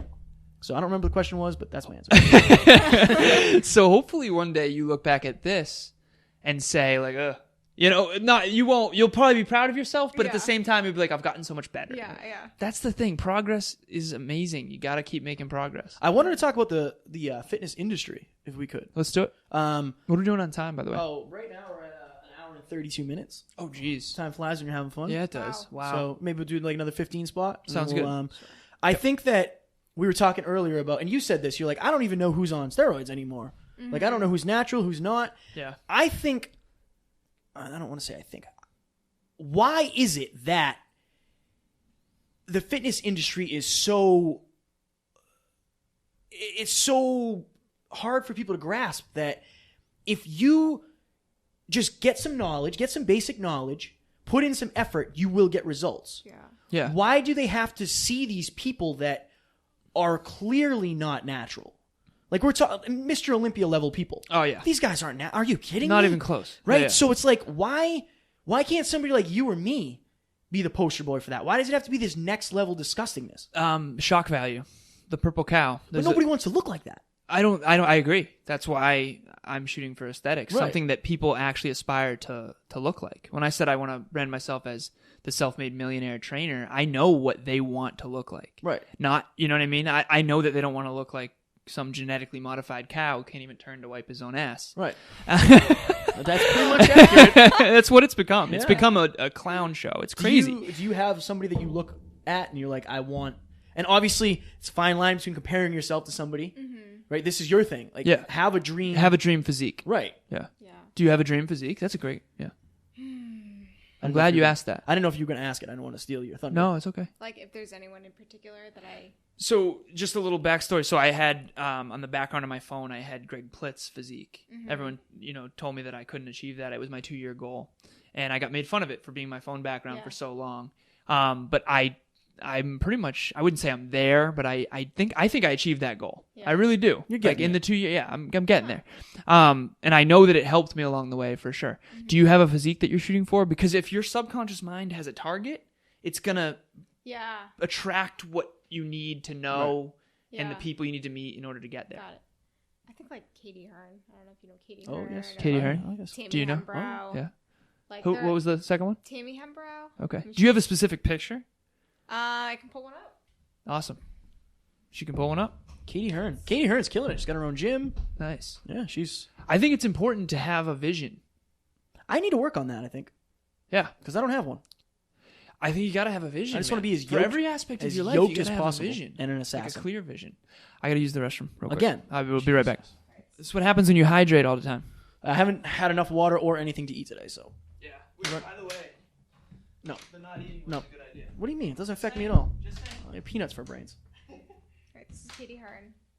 She's very, like, not too thin, not too... Right. She's You know. she's curvy. Yeah, very curvy. In the- I mean, I wouldn't want to be that thick, I guess, Right. but, thicker legs, thicker, more feminine physique. You know what I support mean? that, yeah. I don't want to get, like, huge upper body or anything. Like, I love being strong, but... I think so. We were talking earlier about, like, you said you were afraid to get, like, too big. Mm-hmm. How, if there, so for any young ladies out there that are listening, what are the chances of them getting too big / bulky? It's all about eating. Right. Eating is what's going to make you bulky. It's not it's the weights plus eating that's going to make you bulky. But if you, like, lift, like, crazy heavy, but nail your eating, like, let's say if you're lean bulky or something, as long as you keep it controlled, like, you're not going to get lean Right. bulky. People are like, I've heard women say, like, I don't want to look like you. Look, it has taken me 16, so however long it's taken. Yeah, Like, yeah. I'm not even where I want to be. Yeah. It's very rare that happens. Yeah. I have testosterone. Like, women don't have the same levels. Like, hormones are different. Mm-hmm. The chances of a woman accidentally getting ridiculously jacked, we're talking and about. I would envy people who can get Right. that strong. You know what I mean? Like, it's muscle building takes such a Right. long time. It's not like quick, like, fat loss. We're talking about the muscle building, I think- misconception About what? of, like, fearing, especially young ladies fearing getting, like, too bulky, too muscular. Ooh, I'm glad we touched on that. Right. Good. Yeah. I think I hear that a lot, by the way. And I used to think that. I don't know why. I don't know where that whole idea. Right? Yeah. Yeah. I think they need to realize that muscle building takes like 4 times longer than fat loss. Oh, Fat yeah. loss is just, it's quick. It's even if like on a month-to-month basis, you can see drastic changes from someone who loses fat. But if you were to build muscle like month to month, you probably hardly see any change. Right. For sure. For sure. I think you can see more in the beginning of a journey. Yeah. But eventually it's very much And slower. maybe Naturally. gains- Yeah. Natural muscle gain is Yeah. a long term. Mm-hmm. That's why I think a vision is so important. Because it gets you off of this, oh, I don't really look that good compared to last month. Who cares? We're trying to look good this decade. Mm-hmm. And by the way, you're going to look back from a year from now and go, whoa. If you look at the progress, I take progress pictures every day. I Yeah. try to. Yeah. Because I think it's an objective measurement of looking at yourself objectively as a measurement, right? Yeah. If you look year to year, it's drastic. But if you Yeah. look day to day, there's almost no difference. Right. Yeah. But that's why you got to look and you got to take them because it's going to reinforce the habit when you're like, you know what? All right. These changes are happening. I'm measuring it. So, Mm-hmm. yeah. Do you have any humdingers? Didn't you? So I wanted to ask you your favorite book. Oh. And not only that, because I think we all have certain things that shape who we are. So I want to ask 2 questions. The first one is your favorite book and why that is your favorite book, and what about you think is different for having read it. Great question. All right. By far the most powerful book I've read is probably A Man's Search for Meaning by Viktor Frankl. Yes. You know that one? Oh, one of my favorites. I listen to it all the time before bed. All the time. Completely changed the way I view life in general. So, as a little background, he was a... Oh my goodness. Why can't I think of this? He survived the Holocaust. Yes. Pretty much. Yes. And he... Oh my goodness! Psychologist. I should have No no worries. remember basic messages in it. Yeah, he was a psychologist, and help people cope with, the suffering that they were going through, and pretty much people lost their sense of purpose. They're like, wow, we are literally treated like cattle. Exactly, like Not cattle. even, like not they even, have yeah. no purpose. Their family's gone. They have no money. They're literally starving to death. Like, why should we be living? Like, why should we keep living? Yeah. Concentration camps Yeah. in Germany in World War II. Yeah, and Yep. what really changed me was that I'm trying to put this into good words. He said, like, pretty much the fact that we assign meaning, Yes. to everything that we do. Like, we choose to be happy. We choose to... Even in the worst circumstances, you can choose still happiness. Have purpose, even in the worst circumstances. And that purpose is solely determined by you. Like, you assign meaning to everything. Yep. And that's really, like, changed my life. And, like, it changed how I view everything. Like, I could be, going through the crappiest circumstances, but I can still be happy as long as I choose it and search for it. And, it's nothing compared to what some people have Exactly, gone through, which helps you cope with it. Yeah, Exactly. you be grateful for your circumstances. So the most important takeaway from that book was just knowing that you can choose to be happy, even in the worst circumstances. Knowing my sense of self-control, and it's given me control over my life, control over... Is that why you think gratitude is so important to you? Yeah. That book is so good. A Man's Search for Meaning by Viktor Frankl. I wish I'd did a little, skim some So- quotes or something that I can remember to look back on. So I have one scene that I think you'll remember Yeah. that I like to describe, and he was given, they're all starving, Yeah. and they're given tiny rations of food, just enough so they can basically work them to death. Yeah. And the ones who couldn't work anymore or were injured would just be sent to the crematoriums. Mm-hmm. And so he got delivered food one time, not delivered, but they gave him food. It was supposed to be soup, fish soup, and it was like murky water with a fish head. Mm-hmm. And he somehow found, and he said, I found beauty in a moment where I was given basically watery, fishy broth with a fish head in it. And I've been starving to death for, months. And he was able to still find happiness in that. And that just struck me. And the whole point of that book is you think you have it rough. You don't. You really, really don't. Yeah. Even if you're the poorest in this country, you're rich in compared to the world. Yeah. The average person in the world and the globe lives on $2 a day. Obviously, that's relative to the market value in their region, so $2 goes a lot farther for them. But still, I mean, come on. Right. You got a roof over your head, clothes, and there's always something to be grateful for. And I think gratitude is the key for happiness. It's the key to be at peace in your life. It's the key to everything. What catalyzed you reading that book? I actually read it in high school. You did? Yeah. It was actually a book we had to read, but it really... What a gem! And you actually read it. Mm-hmm. Good for you. You must have liked your teacher. Seriously? No, I went to a really small private school, so it was I think there were 5 girls in the class. No kidding. Yeah. And you had to do a book report on it or something? Yeah, we had we Okay. had discussions and stuff, and Nice. I About enjoyed that it. book? Yeah. Nice. That's different. That's really different. For sure. Good. Okay, awesome. So next question would be your favorite movie. Same exact question, but movie. I actually am pathetic because I don't watch TV ever. That's not pathetic. Ever. That's not pathetic at all. No, I'm you're not even good. surprised. I think that's great. Yeah. And by the way, the A Man's Search for Meaning thing, I think, is why we connected on the top 5 regrets and all that. The gratitude thing, I'm like, wait, how? In my mind, I'm just, how? What makes her different? And I figured it. I think I found one of the main things. You've been through a lot health-wise with the health challenges. You are really good at that. Figuring out things the out. patterns. Yeah. The patterns. I don't like it. I notice anomalies and then I dig for why that is. Yeah. And I think that's where I find most of my answers in life. And I think I found it with that book. I'm so glad you said Wow. that. Yeah. So movie. Movie. Do you any movie that you think impacted you in a real way, that shaped you, and why you think that shaped you? That's an interesting question. I think I'd like to ask you too. this is another faith-based. I don't know. It's called Passion of Christ. Okay. It pretty much shows the suffering that Jesus went through.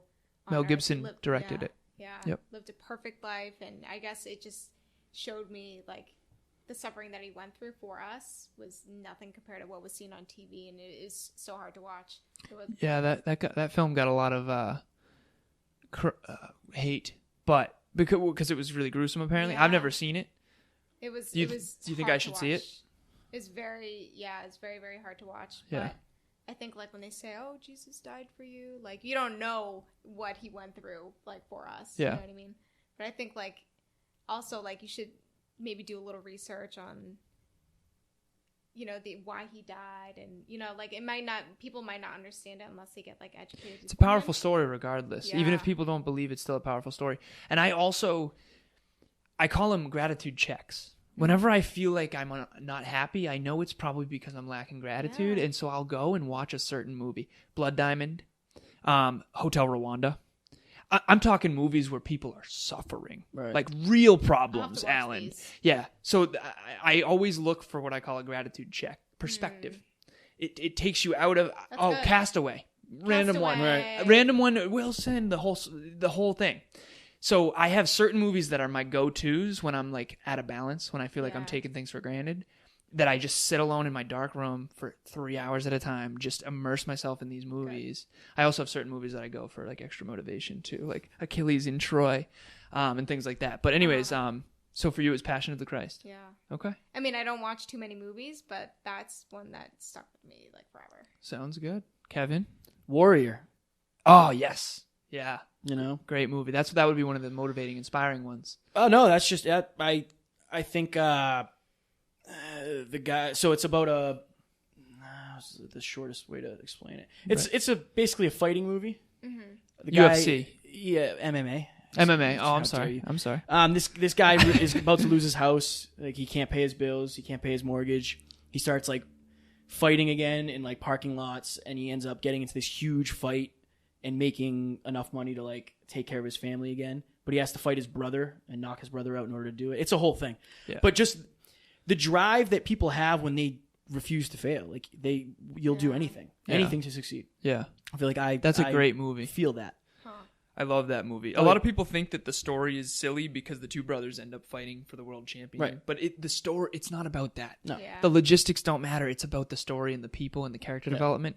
Not to mention his daughter had heart surgery and they couldn't Yeah. pay the medical Right. bills. It was just the way they built that Right. movie. And the It was mortgage all about officer- perseverance. The mortgage officer was like, "Oh yeah, your daughter and her Yeah, brain, whatever. whatever." Yeah, and he's exactly. Like, no, it was her heart. He's Yeah. like, yeah, that. Yeah. Like it's just They're it's taking away kind their of an house. accurate description of like what you have to do to get by in certain circumstances. Yeah, man. So I like that. I love that movie. Do you have anything else? I think that'll do it, man. Mini but mighty. Do you have anything you want to say before we go? No, I think. Do you have any plugs? 8-week diet program coming up Yeah, where on can people Instagram. find Your it? Instagram handle is mini but mighty, all one word. Is that it? Yeah, Or and then 1 underscore. underscore at the end? Yep. Don't forget the Got it. underscore. Don't forget the that underscore. throws everything off. Yeah. All right, For so sure. this 8-week program, it's still like I'm still in progress. So this pretty much is a challenge. So, unlimited number of people can apply. I'll have probably 3 prizes, all cash prizes. I'll probably throw in a couple more things from there. But this will be a full body transformation, how to track your own macros. It'll give you a guide based on your specific goals, simple grocery list, how to track your progress, like literally everything I can think of, as much information into one program as possible. Love it. And my goal is for you guys to be confident to do your own thing. Like after you finish it, like I want you to be able to go to the gym alone, be confident, know what you're doing, be comfortable with the weights. Yep. So I want to make it a big, like the best program we can possibly think of. So I always say, you give a man a fish, feed him for a day. Right. Teach a man to fish, feed him for a lifetime. Yes. That's what you want this program to be. Yes. Is an 8-week training program where they can then take that blueprint and apply it to their life. Yeah. Which is the opposite of what most people are doing. Yeah, most programs are designed so that they can want more. In the Right. end. Yeah. But no. I mean, there are plenty of people I can impact. Like, I want these people to really, you know, And that's as how I'm you- going to make a change is, you know, that's how I'm going to truly change people is if they feel independent and confident and like as if they can, you know, do their own thing afterwards, you know? If you need someone else to achieve your goals when they're not there, Right. you don't What's gonna achieve happen? them. So Exactly. you want to empower them. My goal is to actually help people, you know, like this isn't really in for the money. And I think one day this will pay off, Oh, for sure. you know? Yeah. So my focus is on impacting people and then I think the money will just naturally come. For sure. Yeah. Keep love doing it. what you're doing. Absolutely love it. In your interview with Justin Wren, Oh yeah. he said a quote that really hit home for me, and then we'll Sure. we'll call it. He said, "The solution to The solution Poverty- to poverty is not charity, charity. it's It's like it's knowledge, basically. no, You teach them to make it, so they don't have to get it donated. No, I know that's the thing. I want to know the exact quote though. I'd The have to look solution it to up. the solution to poverty is not charity; it's empowerment, or Oh, it not might be- empowerment. It's but basically teaching someone how to fish, teaching them how to do it on their own. Yeah. You know? Yeah. So, anyways, That's I that think- was one. that was my sink or swim moment. I had an interview with my dream. He's an MMA fighter. He goes to the Congo and he volunteers and builds water wells for pigmies.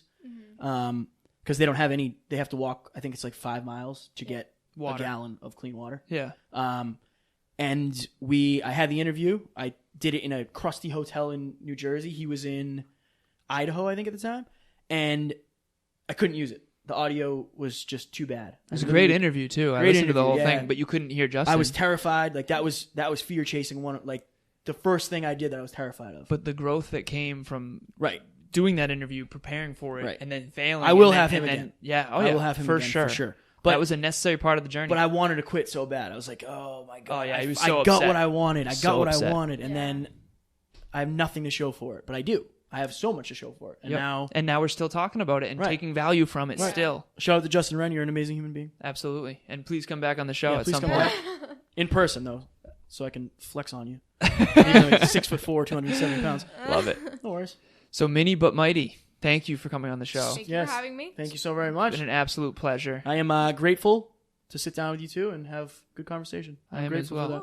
Can't wait to see where we all head in the future. We and need to Yes. get a workout in.